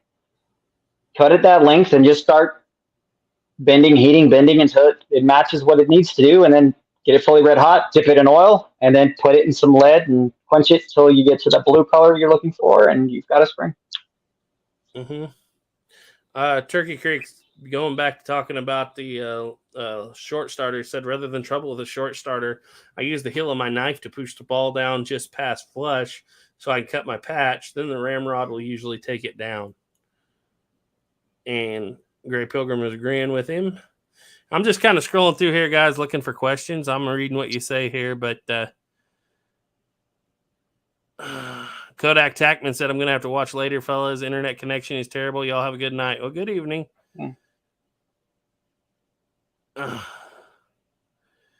Yeah, Stephen M. Mann said it's all about how you hold it. Big boomers is a one-hand or deal breaker for an old mountain man. Okay, one-hand or deal. Franklin Horse said, my flintlock 45 takes 45 round balls, but my 44 caliber black powder takes 45 round balls. Regulations require 45 for the minimum caliber for deer. Yeah, I always thought that was funny how in rifles it's backwards to cap and ball pistols. Let's see. Sleepy Leap said, Garrett, your Blackhawk video reminded me of when I was a kid thinking of what the ultimate pistol would be. My highly scientific design efforts resulted in a single action chambered in 45 Magnum. That's exactly what it is. I always love seeing 45 Colt be able to push hard like that. That was impressive. That's a lot of foot pounds going down the range. A lot of power. 1,106 foot pounds, I think. I'll take pretty much anything I could think of. Classic Guns Today said cylinder bind does not seem to be a symptom of my short arbor problem with my new 61 Navy Uberti. Barrel is loose and frequent misfires. Just got back after warranty repair. Problem relapsed. That sounds like you have too long of an arbor. Yeah, actually, it sounds like you have too long of an arbor. Is the arbor loose at all? Like if you take the barrel off, can you wiggle that arbor in any way, shape, or form? Either it also that, could be that your slots. Yeah. Your pin's wrong, or your slots are cut too far forward or back in the barrel, maybe. All right. I'm just slowing through here looking for questions and not seeing a lot there. Get caught up by Landon C. Said, well, gents, I know it's not normally part of the theme, but I finally came into a really nice Winchester model 1917 and just as pretty as a P14. Very nice. Very nice. Very nice. You know, those W's, they said, don't send us any more of those W's. They don't interchange with the Remingtons or the Eddie Stones. Oh, that's why they're kind of cool. I think they're a little more sought after now. That's what I've been saying. Let's see. Shot shoe. Oh, Task Force Tyler, before I get there, says, hi, Task Force. A Tranter or a Webley IRC repo would be cool. Yeah, but you can still get some originals at a pretty good price. Mill Creek Range said, got to catch you a flight to KC in the morning again. It's never done. One of these days, maybe I'll be up in that area and I'll catch you. Shot Shula asks, have you guys seen that Arsa is making a repro of the Adams revolver? I cannot wait. I think Duke pointed that out to me. Yeah, I'm waiting for the 50 cal to come out. Yeah, that's going to be cool. Yeah, Turkey Creek sent me the picture of that text, and he said that was Plains Rifles by Charles E. Hanson Jr. is the name of that book. Yeah. Okay. I'm kind of looking for Classic Guns Day said the cappers that look like Chinese throwing stars. I have some brass capper somewhere that's about as long as my index finger, but caps tend to fall sideways in it, and it's kind of a pain. Yeah, I know what you're talking about. Lagging Leland said, when is Walter White returning to the stream? We got to get him back pretty soon. We got to get him back. I haven't talked to him in a while. I need to get him back on here. Now we got to talk him into doing a Walter White impression when he comes on. Ooh. Yeah, he hadn't been on here in a while. He's not one of the regular hosts. But he is one of our. I'd say he's one of our treasured friends, wouldn't you guys? Oh yeah. Did a long time before we did. Got to get him on here and say, Jesse, it's time to cook.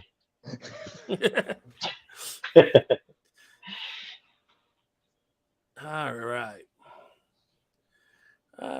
Still looking for questions. Lagging Leland wants to know why you're wearing a mask, Snapper. I'll let you answer. He said COVID is gone. Oh, very funny, Lagging Leland. Lagging Leland, lagging. Some people get flat out mad that Snapper wears a mask. I have my reasons. I hate wearing it. Everybody knows I hate wearing it. It's the kind of reasons that have good reasons. He has reasons. There's reasons, and I'm sorry, everybody. I don't have any like special coolness to me. And most of this is protect you guys how from how ugly I am. You ask Garrett, he's seen me without the mask. He almost died once. Yeah. I told him he needs to do the Zorro mask and make a S with a sword in all of his videos. He can have a whole character.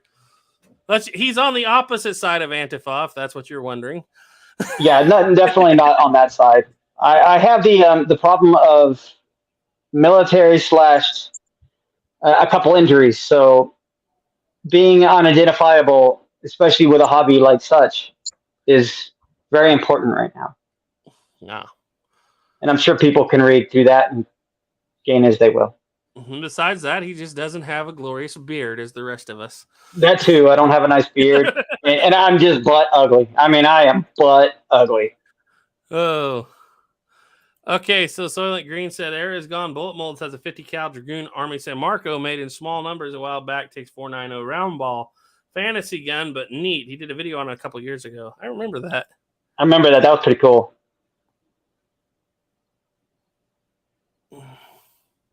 Yeah, okay. I haven't seen any videos from him in a while. Okay, so as far as pistols go, by Landon C said the 1867 Remington rolling block pistol in 50-45 400 was believed to be moving that piece of lead at 1050. Might be a more powerful military pistol cartridge. Might be the most powerful, I think is what he's saying. That is possible. That's a 400 grain is that a 400 grain bullet, isn't it? I'm not too studied up on that pistol. Basically, the version of the 40 or the 50-70. That's like What we might need to change the stipulations of this is the only guns that are allowed in this competition have to start with a C. Just so Remington can't win this. Yeah, Remington can't win this competition. Sorry, you're just not allowed. Well, Wrong name. There is a trapdoor pistol too. A Springfield trapdoor pistol made in 1869 in 50 caliber, and they were going to use it like a shotgun. And it was all. I think it was Sheridan's idea. It's like, this is going to be the cavalry's going to ride up with this thing. It's going to be like a short barrel shotgun with 3 round balls. And they made 2 of them. They couldn't reach the hammer. The Colt pistol that was the rifle that somebody had turned into a pistol. Oh, yeah. You know what I'm talking about? Yeah, the 55. It's not a root pistol. It's a, what do they call that, Duke? It's the root revolving rifle, but somebody cut it into a pistol. Really early Colt revolving rifles. Somebody turned one into a pistol. Yeah, well, I know I've seen one that was a Patterson that was converted. Yeah, this was a full scale. Actually, I think it was the shotgun. I think it was too. If I remember right. And somebody had cut it down into this Dragoon pistol. And Colt actually right next to a Walker. Colt made a couple prototypes in 45 of the root that were been huge, and they didn't use them because they were too heavy. God, I found a picture of the Colt prototype, which would have been the number. Because see, they went to number 1, number 2, number 3, skipped number 4, went to number 5. Would have been the number 4 pistol, the Patterson. That was a 58 caliber 9-shot pistol. It would have been twice as big as a Walker. Yep, it's back. I think that's back there in that book. Yeah.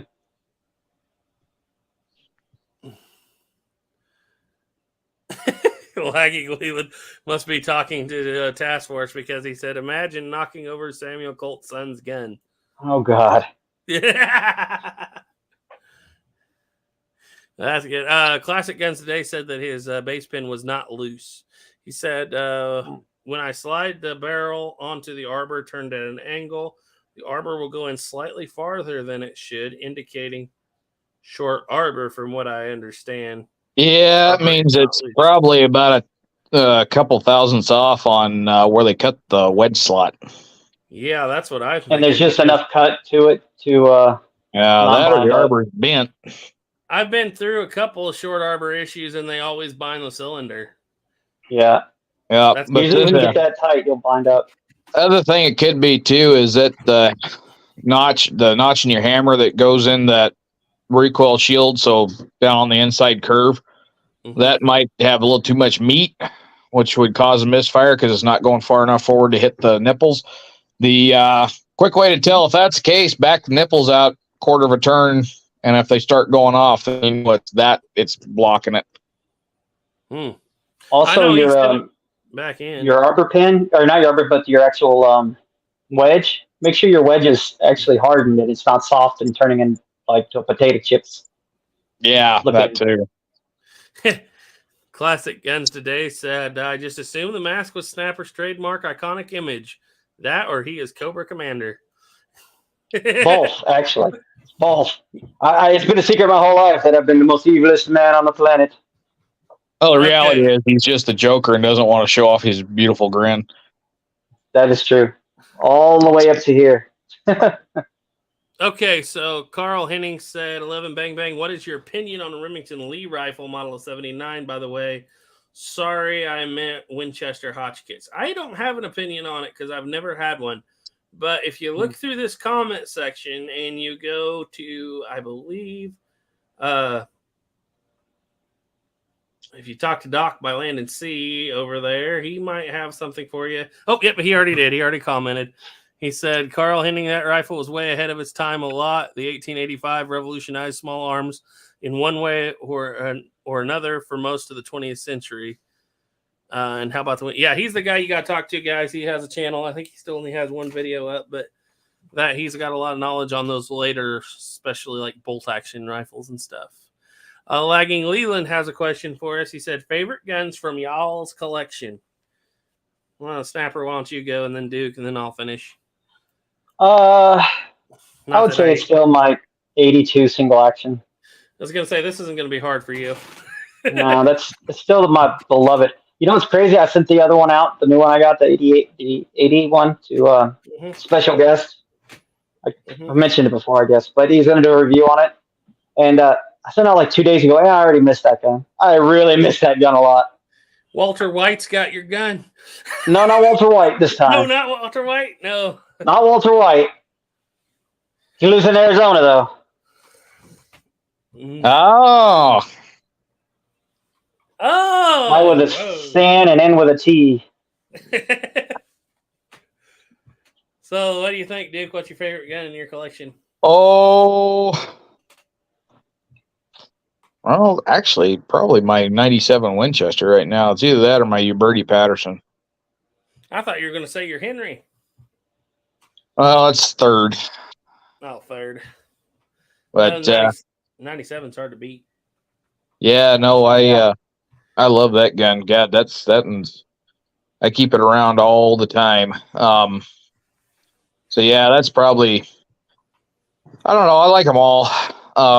There's only a couple it's like, all my Pieta 1860, like, it's not my favorite one. Of course, now after I got it running, it actually runs pretty good. But yeah, I'd have to say is my 97s. Well, my 16 gauge 97 is pretty nice too if I could get it to work. I have a hard time. I want to say my Kibler Southern Mountain Rifle, but I'm really into that cut down Bannerman 1866 5070 trapdoor that I got now because it just shoots and it's handy. But it's always changing for me. My 72 open top, of course, is always going to be my favorite pistol probably, but it's always changing. One moment it might even be that CVA mountain rifle up there, but at the moment it's definitely that cut down 66 Bannerman. I shot it quite a bit here in the last couple months. I have those moments as well. There's some guns that I'm just like, man, I love this gun. Like more common than others, and it kind of rotates around. Mm-hmm. I'd say my favorite cap and ball is that Pocket Navy. Like for real, yeah. I really love that gun. It's like if I'm in a Western history mood, I'm really liking the 66. If I'm in an Eastern history mood, I'm really liking the Southern Mountain Rifle right now. There you go. Okay. Louisiana Gray said, and I thought your choice for favorite gun snapper would be your Dragoon. I would say it would be one of my top three. I love it a lot, but I go through those kind of periods where there's some ones I love others. I would say if my house was burning down, the first two guns I would go for would be my 82 single action, probably the Dragoon over the Navy, but I would try grabbing all three. Everything else I would try go for later, but that would be my two favorite. Mm-hmm. You think the Griswold and Gunnison would be up there, but it's really not that good of a gun. I love it. It's cool, but it's not the kind of gun you want to shoot a lot. It's just not very well made. Yep. Alexander says, have you guys ever heard about the Colt Berdan Russian in 4570? I have. I got a book on the subject of Colt conversions, and it's basically a trapdoor, but it's a little different. Yeah, I'm not familiar with it, so. There's several different Berdan Colt conversions, but the one he's talking about, yeah, that is pretty cool guns. Let's see. Lagan Leland says, and you guys will have to answer this because I haven't. Have y'all ever been to Tombstone, Arizona? Been thinking about visiting it? Nope. Love it. It's my favorite place on the planet. I ain't been there yet, but I want to get down there and meet Santee someday. It's nice. It's one of those places that it's either overwhelming or underwhelming. Like it's a very small town in the middle of nowhere desert. And what I love about it is they don't allow new buildings. There's only like one new building in the entire town, and it's like a Dollar General, which is kind of funny. But every other building is like at least original or looks original. There's not much to do in the town except for the actual area right there. It's just beautiful because it's original stuff. You feel the history there. And there's still a lot of historical things there to see and do. It is a little over touristy, but you can get away from that. You really can. if you're just into the history and just look around and just look at what you're walking on and seeing. At least for me, because there's not much history you could see here. It's more than 20 years old here. They destroy it and bury it. Mm-hmm. So I've kind of noticed that on historical sites. Like a lot of times, if you're into movies and like Western movies, when you go to the actual site, you'll be underwhelmed. But a lot of times, if you're into the actual history and you go to the site, then you're overwhelmed. that's exactly. My parents actually said they went before I ever went, and they said you're going to hate it. It was boring. We just quickly drove through it and got out, and we did a couple things. It was extremely boring, and then they thought we were not going to like it at all. I mean, my wife went there, and at the end of the third day, we were begging to stay longer because my parents had to leave. And they're like, "Oh, we'll stay." I was like, "No, no, no! You guys are absolutely not having fun. They were not having it. They were. You could tell they were just miserable. They were just having fun that we were just there." They're not the kind of people interested in how many square-headed horseshoe nails they used in a plank in the sidewalk. Nope, but we are. We are. Yeah, my parents thought we were going to absolutely hate it, and then they were just so shocked that we were like, "Oh, we want to stay longer." So, yeah, it was one of those things. If you do go, though, you have to go to Johnny Ringo's grave. It's beautiful. Mm-hmm. Absolutely have to do it. It's like an hour trip, but you have to do it. It's part of the whole experience. Yeah, Johnny Ringo, you look like somebody just walked over your grave. No, Doc, Santee's working in Old Tucson, but if I ever get down to Tombstone or into that whole area, I'm going to be close enough that I consider it Santee's area. Yeah. I wish I could have went to that years ago. Red Dead thing they did. That would have been fun. Yeah. So any time I'm in Arizona, that's going to be Santee's area for me. I'm definitely going to find him. Himmy Dad said 72 open tops are a dream for pointing. I prefer the Navy grips than 44 Colt. Diane Houston said, Duke, was your Friend's Pieta 1873 the California edition? I have no idea. I just know it was it's a stainless steel, real period gun. One of the best actions I've handled on a 73. But that forcing cone, of course, once he got it fixed, I mean, it was shot like a dream. It actually tightened up the group, brought it closer to point of aim. But before he did that, I mean, it was shooting 3.5 feet to the left and about 1.5 feet high. And once he did that, it's shooting 8 inches left and 8 inches high. Mm-hmm. Forcing cone is pretty important. Yeah. Classic Guns Today needed to sign off. Actually, they're pretty good for safety too. You kind of want a little bit of a funnel sometimes instead of just lead smacking the frame. Yeah. Alexander said, an interesting question. Is it possible to load a trapdoor like a muzzle loader? Yes and no. You have to buy a kit. Some people do it in countries where they are not allowed to have, like reenactors aren't allowed to have actual cartridge guns, but you have to actually have a firing pin kit, but it's a tube with a nipple on the back of it that the hammer can strike, because without that conversion, you can't do it because there's no firing channel for the, you have to have a primer inside the gun without that conversion. And if you do it that way, you're going to leak a lot of gas, and it's not ideal. They only, like I said, only a couple of guns I've seen people had converted them to fire in like European reenactments. It's kind of a weird thing. Other than that, no, you got to have some kind of fire channel for the cap. Can you imagine how dumb it's going to get now that the whole Alec Baldwin thing happened? Well, you're not going to be allowed to have a 4-click hammer anymore. You're probably not going to have anything that's real anymore. Oh, on movies and reenactment, you mean? Oh, yeah. I see what you're saying. They're going to get stupid, real stupid, I feel. Well, Duke kind of already lives in that world because he's reenacting all the time. You're allowed to use real guns still, aren't you, Duke? Oh, yeah. Yeah. No, it was basically just come down as a major safety violation. Yeah. But, yeah. No, it doesn't have too much I don't think I think it's going to pass over here because, I mean, it was just some idiot that shouldn't have been handling a gun, but he was. Mm-hmm. That's good. The these people usually are. It's always the gun's fault instead of the person. Glad that they're at least recognizing it's the person's fault. Hopefully. Yeah. Question. John Leonard asks, how effective is 36? It gets the job done. It'll definitely kill the crap out of you. Unless you're Nathan Bedford Forrest, then it probably won't get the job done. Yeah. Well, yeah, and I mean, also, Jesse James, he got shot with 36 and that didn't kill him. Yeah.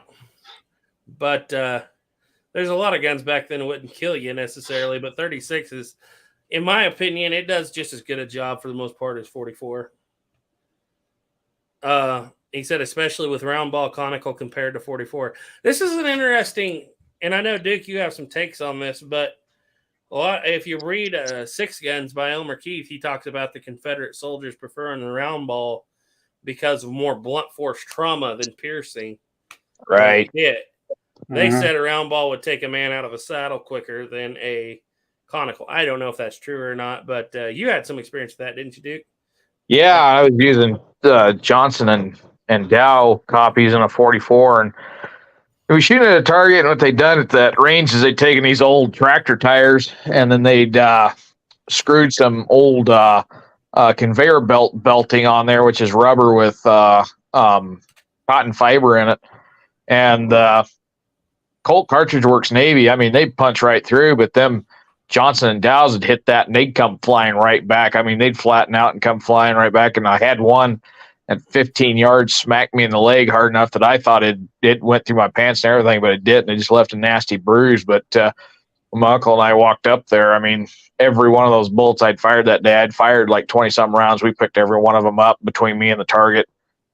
So they weren't penetrating. But Colt Cartridge Works would just pop right on through. I wonder if that's because you had more velocity on the round ball. No, the Colt Cartridge Works was a conical. Yeah, I get that, but you said the round balls were going through and the car. Oh yeah, round balls that well, they weren't going through, but they were getting in and staying in. They basically penetrating halfway through. That's what I was saying. I wonder is because it was a lighter projectile by a lot.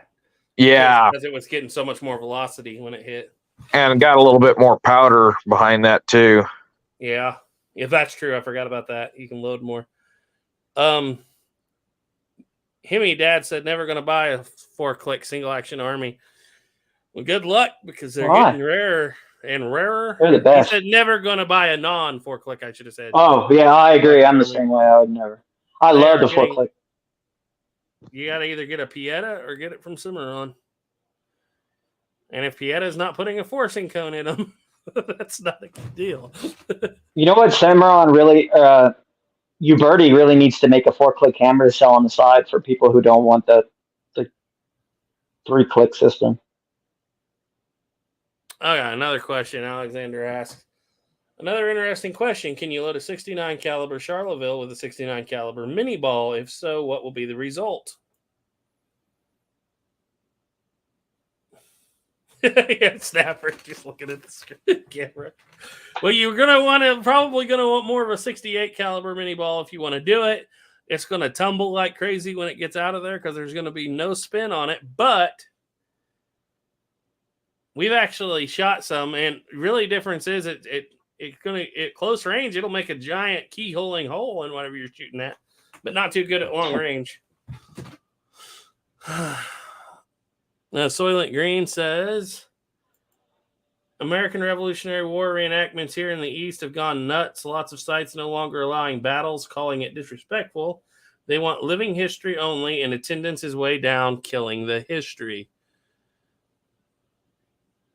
Wow. No battles? Like, isn't that like the fun part? That gets people to show up? Yeah.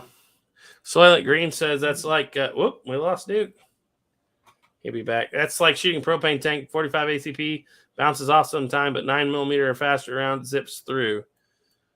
Sometimes. I've also seen, though, on like liquid, I can tell you that a slower, heavier bled will penetrate further, but that's not something I'm real sure on. Oh, man, I wish Duke was back. Maybe he's coming back. He says, because there's some questions here. Does Pieta action kind of feel squishy to anyone else?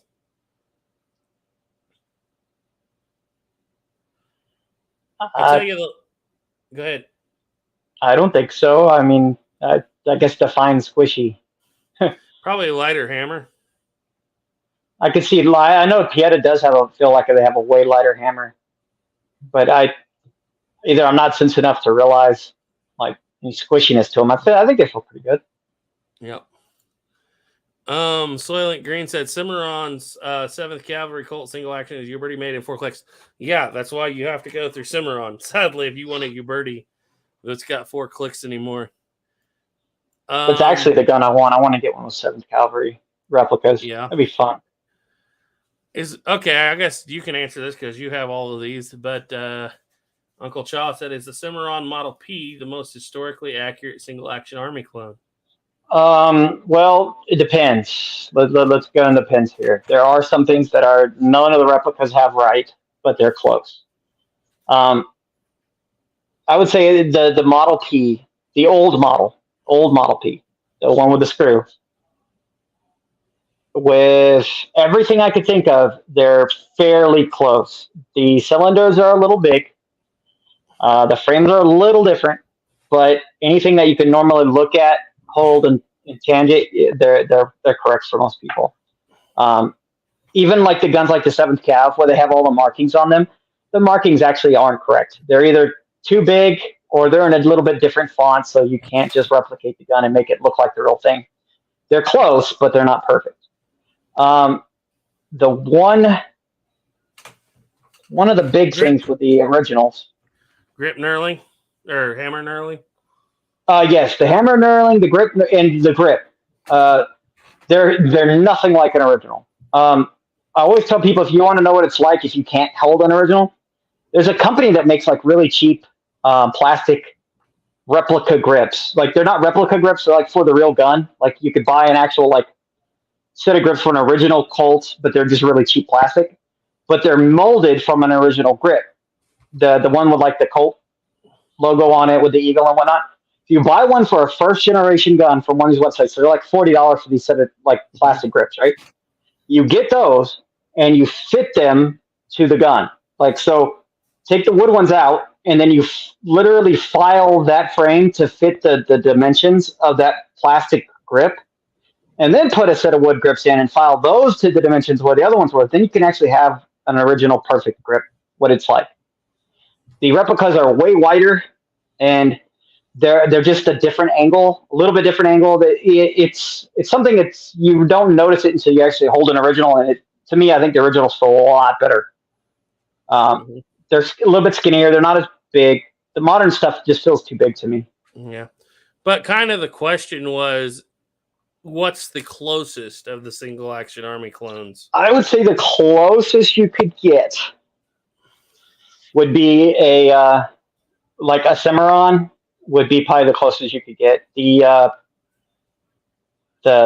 4-click system, like I guess that'd be their Pieta version, right? Mm-hmm. Or I think that'd be you can get a Uberti 4-click, but you have to get it through Cimarron. Okay. I'm trying to think of any of the Uberti. Some of the Ubertis I've seen, they're close. They're very close, but I've always noticed that the frame sizes on the replicas are bigger. The cylinder is bigger. You can't put an original cylinder in a replica.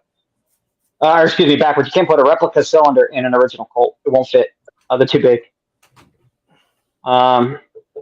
They're close enough though that by sight, I would say the Cimarron old Model P is probably the closest you can get.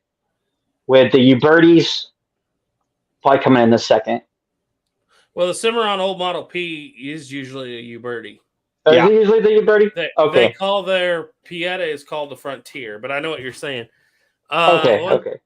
And I think Duke will back me up on this. The one thing Pieta has over them, because it used to be that Pieta had the better spring systems. Now Pieta is using the coil springs too, from what I can understand. For the hand, anyway. Is that right, Duke? Yep. So Pieta's using the whole hand plunger thing too? Yep. Yeah. And if you get down to the nitty gritty, I think Pieta has stamped knurling on the hammer, and Yep. Uberti has engraved or laser engraved. Laser engraved. Yep. And that makes a difference. I mean, just looking at it. Yeah. So the Pieta would be closer in that respect. In that respect, yes, it'd be closer. Yep. Let's see. Is there a good Charlottesville repo out there? Well, here's the deal. If you go watch our channel, go watch Pedersoli versus Military Heritage. We show off an original, and I think Ethan shows off a Pedersoli Brown Bess. And we show off a India-made Military Heritage. And as far as the original goes, what's funny was the Military Heritage Charlottesville actually came out the closest to the original. And that's because originals were made a little rough, just to put it politely. But yeah, if you go watch on our channel on 11 Bang Bang, if you really want to know about that in-depth dive, go watch Pedersoli versus Military Heritage. He said he got a Pedersoli Brown Bess. Let's see. Here you go. I can't even remember how to pronounce it. Chelonianism. Chelonialism. Well, that's why Snapper is got his name. Yep. May the chief in the shell protect you. Oh, that's funny. I haven't heard of that in a long time. Oh. I still remember the first time I went up after they jumped off the mountain, and then John just jumps off the mountain too, and you can't stop him. Mm-hmm. Yeah, that's funny. Now remember, John, when the time comes, you got to run and don't look back. This is over. It wasn't part of the plan. We had a plan. I had a plan. I had a plan. And then like 5 minutes later, I don't have a plan. That's more of John. It's always another train. Arthur, we had a plan. Soylent Green. You guys heard that they supposedly put out a confirmation that the third is being made? It's in the works, yep. Yeah, I'm excited. Probably not going to be like for like 10 years or something, but I'm excited. Soylent Green says, yes, Snapper. Everyone that shows up asks us when the battle is. That's the main attraction, but they evidently don't have the battle anymore. I don't know what he was saying, but Task Force Tyler said 9 out of 10 doctors recommend it. Chelonianism. Yeah, Byland, see, does anyone know where I can get a mold for a 69 caliber mini ball? Might be getting the Plymouth rifle in the near future. That would be awesome. To be honest, we're looking for one too because we got that Brunswick. Bye, Snap. Bye, dude. You left again. The Brunswick needs one too, or a winged bullet. And so, yeah, we need to get in one too. That's going to be weird. I can't wait to see that. That's cool. Yeah, 730 grain mini ball. Yeah. Lyman used to make one Track of the Wolf. Thanks, Soylent. Okay, a couple more questions here. Carl Henning asked, do you prefer Uberti London model over the Navy Uberti 1851? Oh, just the black versus the just, yeah. Okay, yeah. Duke's calling it, guys, for the evening. We're gonna come out of here pretty quick too. He keeps losing signal. Okay. So we'll run for a little while longer, maybe another 20 minutes or so. What do you say? We'll go 2.5 hours tonight. We got to go for a while because it may be a while before we get a chance to do another live. You got any thoughts, Snap? Well, I would say out of the box, the London one looks kind of more accurate because very few original navies were made with brass. They were silver plated brass. They were brass, but they were silver plated. Yeah. And looking brass, it was pretty rare for them to come out of the factory that way. Yeah. I'm a fan of the London model, even though I don't even have one at the moment. I have had one, but I'm a fan of the London model just because I like something a little different. Yeah. And, everybody and their dog has a brass frame. And so that's the only reason. That's literally the only reason. It doesn't change anything internally. Uncle Chaw said, thanks for the answer. Lagan Leland said, "Have you ever heard of the Blackwater Massacre of 1899?" Yes. Matter of fact, I was Unfortunately. there. I've been there 4 times now. Matter of fact, I'm pretty sure Garrett was shot there in that massacre. Yeah. Funny thing is, the second time we went back was more deadly than the first time, but nobody talks about that. Getting off that boat, I can't see how they shot more people the first time than we did the second time getting out of there, because I'm pretty sure I stacked up maybe 1,000, maybe 2,000 citizens. Yeah, you want a fire breathing auto 5. Oh, so John Leonard, any news on the wheel lock? Been waiting since I saw the 90s Disney's Four Musketeers. Yeah, it is, like I said at the beginning of this chat, it is literally sitting down there in Ethan's workshop right now. I saw it the other day. It is all but done. I mean, all but. He has just been real busy, and he's away for a couple weeks, so he won't be getting it done for at least a couple weeks, but it will be ready before and completely finished by Thanksgiving. He hasn't done the finish work on the metal. He hasn't done the finish work on the wood, but it is built. And building one of those things out of castings, especially that lock, that turned out to be a project, but he got it done. I bet. I'm proud of him for even taking it on. Yeah. Christopher Mead said, "Good evening." Good evening. Oh man, Brandon, you must be in here for a long time. Are y'all still planning on the 1851 squirrel hunt? Wow, that's been like 2 years ago, I think, that we talked about that. Oh, I need to do that. We've talked about, it's been a long time. We were talking about making a squirrel rifle out of a revolver at one point. You remember that? It's been a long time ago. Yeah. It has been a long time. We still got it. We got to do that. That's going to be fun. Yep. When we going to use a 49 pocket, though, or we're going to use a 51 Navy? Yeah, we were talking about doing it with a 49 pocket model. But yeah, we need to just do a 51 Navy. I've actually hunted squirrels with 51 Navies too, at a little bit of success. I think I've got 1 or 2. But yeah, we need to do that. We do. That would be fun. Can't guarantee we'll hit anything, but we can at least try. Lagan Leland said the Blackwater Massacre was a fearsome battle between the infamous Vanderlinde gang. Vanderlinda gang. Vanderlinda. And the Pinkerton, that was a cross-dressing version of Vanderlinde. I think that the Vanderlinda gang was just slightly. I think that their evilness has just been overhyped. I think that they're misunderstood.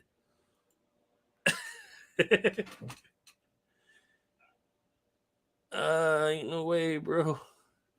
Let's see. Hit the like button, guys. Himmy Dad said, "Hey, I would appreciate it." Gino Woods says, "Howdy, guys. I hope you are all doing well. Love my boys." Yep. Jay Wheeler's in. Hi, Jay. He said, "What's up, guys?" Hey, Jay. He said, "Didn't realize y'all were on." Yeah, we just had a minute, so we did an impromptu.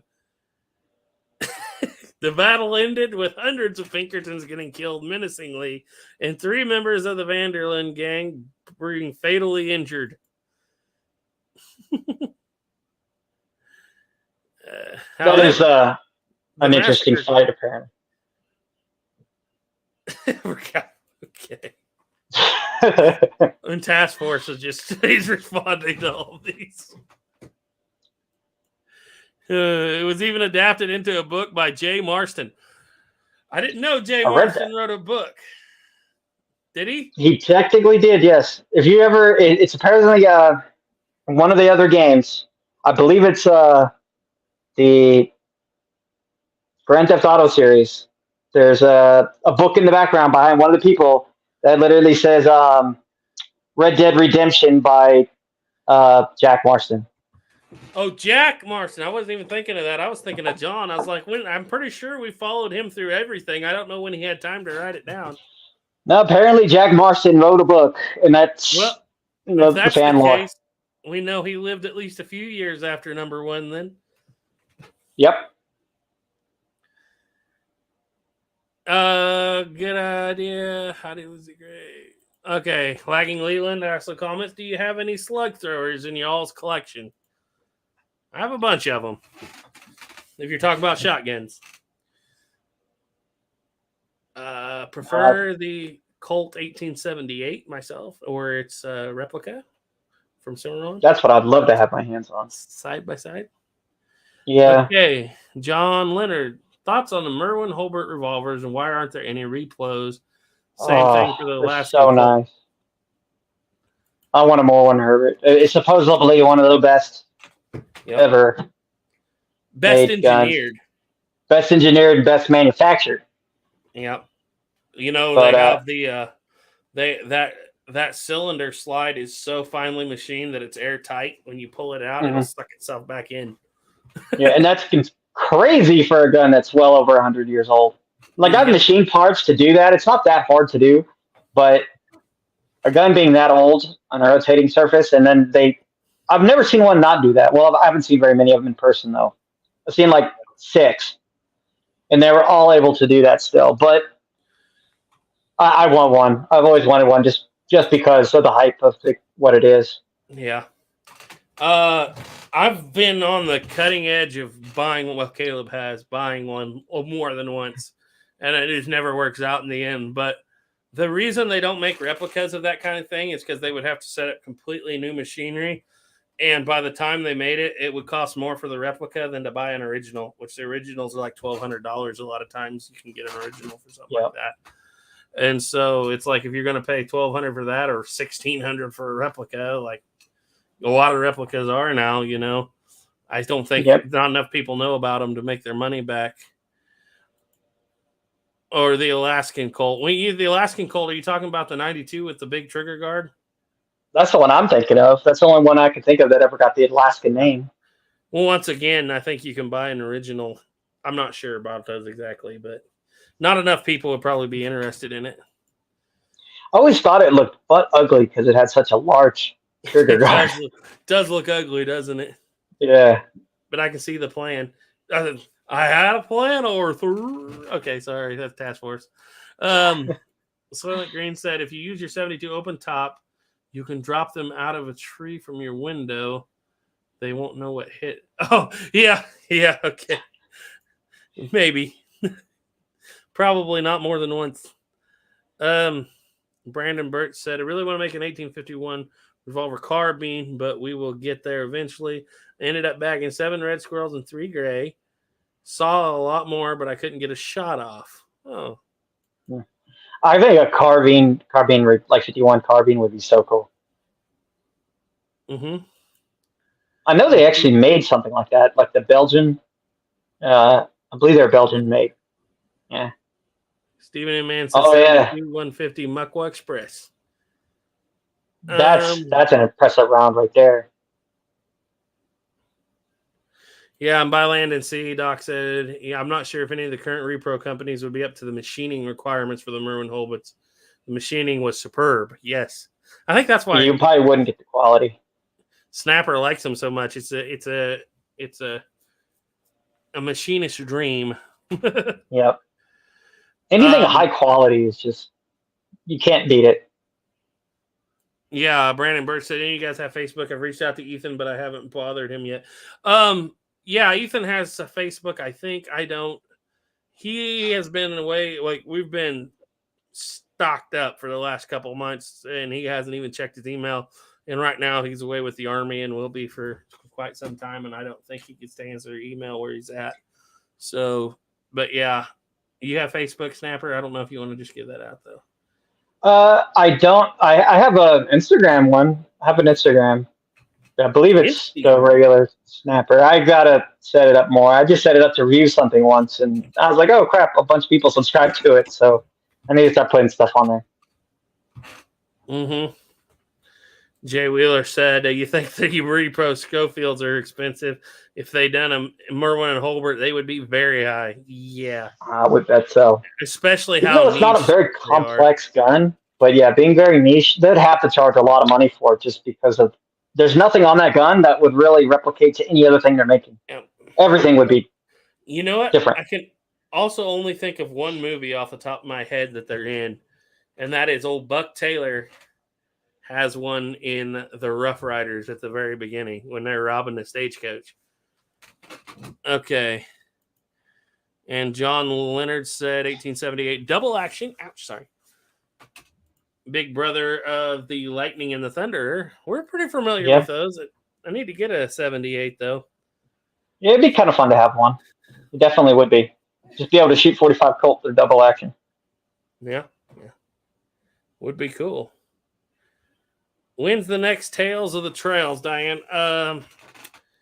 Can't say for sure because Duke's got a lot of moving around to do. And I'm actually going to be with him in a week, but I don't know if we're going to have time to actually do one. But we will let you know heads up a couple days before that happens. Hopefully, if everything settles down a little bit towards the end of October, we'll get. But we've literally been like Ethan and I were doing like literal 16-hour days for 2 months straight, and we just did not have the time. And things are still going to be kind of crazy after this rain dries up until mid-October. Then hopefully we'll get back to a regular scheduled lives. You were working so hard, you're making me tired. I think Garrett's character arc from villain to hero was very well done. Had me on the edge of the seat. Yeah. Tall Tales with Patrick Swayze as Pecos Bill. I might have missed a comment in there. Task Force Tyler said Garrett's my favorite character. I don't know if they're talking about the game anymore, the character I'm not remembering, or me. I have no idea. Probably. That video was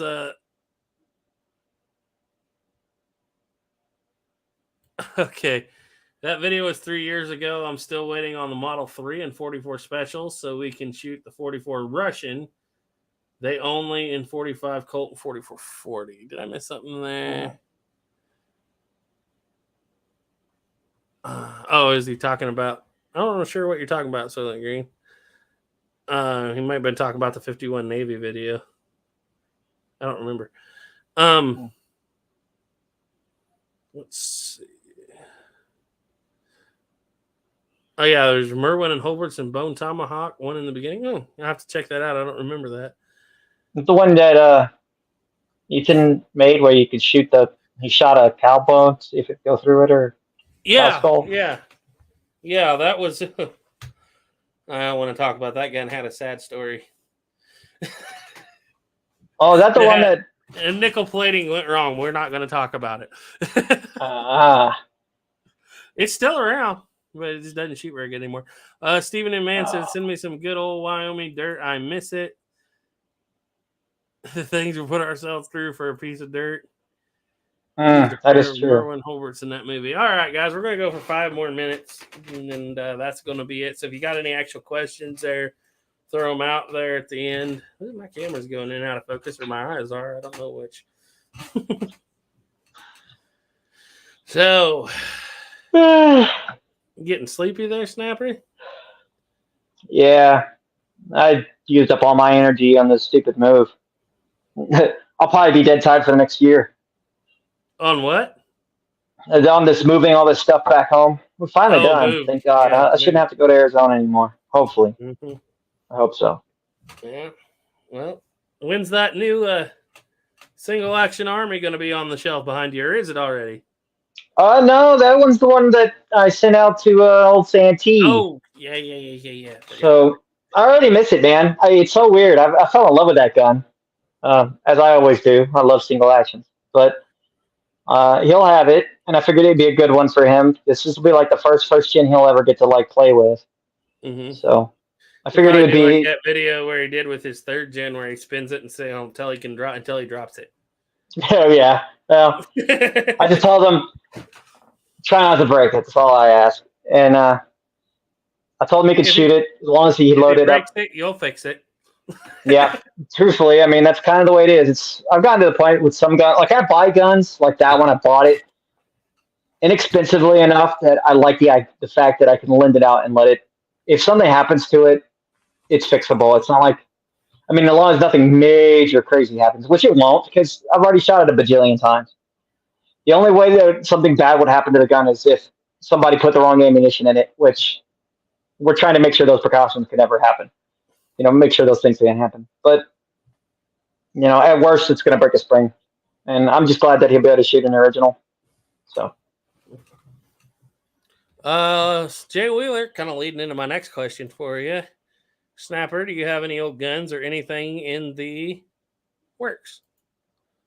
I'm still working on the 1860 Army, the barrel, so I can get that thing finally shootable. It's shootable, but it's not like correct shootable. I want to have an original rifling inside of it. And I have the original barrel fixed, but I don't have the original rifling in it. I got a new barrel that I found for really cheap and a frame, but it had been modified to go on a gun that was already converted. So I either got to do something with that, or I'm going to sacrifice that whole barrel for the rifling, which I don't think I want to do because it's kind of a nice barrel. Other than that brand new single action Army, getting more videos on it. I really don't have anything in the works at the moment. Outside of weighing every screw and piece of a Pieta Remington versus an original.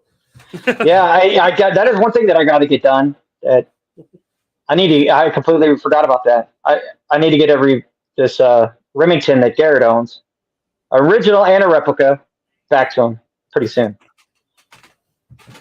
John Leonard want to know if you're in a shadow or just really sweaty.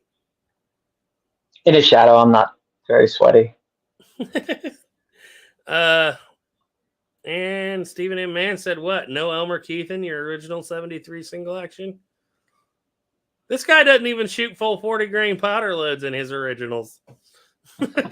Yeah, I know. I'm ashamed. I'm a complete ashamed of the entire establishment. But I need to get. I've actually been thinking about that 1891 I have, the 7.5 inch barrel. I'm thinking about putting some 40 grains through it just for fun. I'm not scared to shoot that one with heavy loads. Took me a minute to get this one. Franklin Horse said wrong ammo in it equals rust. Id. as in the movie. Oops. I think I get where he's going. Yeah. Garrett, try Welsh suspenders. I would, but my brother works in leather and he keeps fixing these up for me. I've had them for a long time. And Jay Wheeler said, better extra safe than sorry.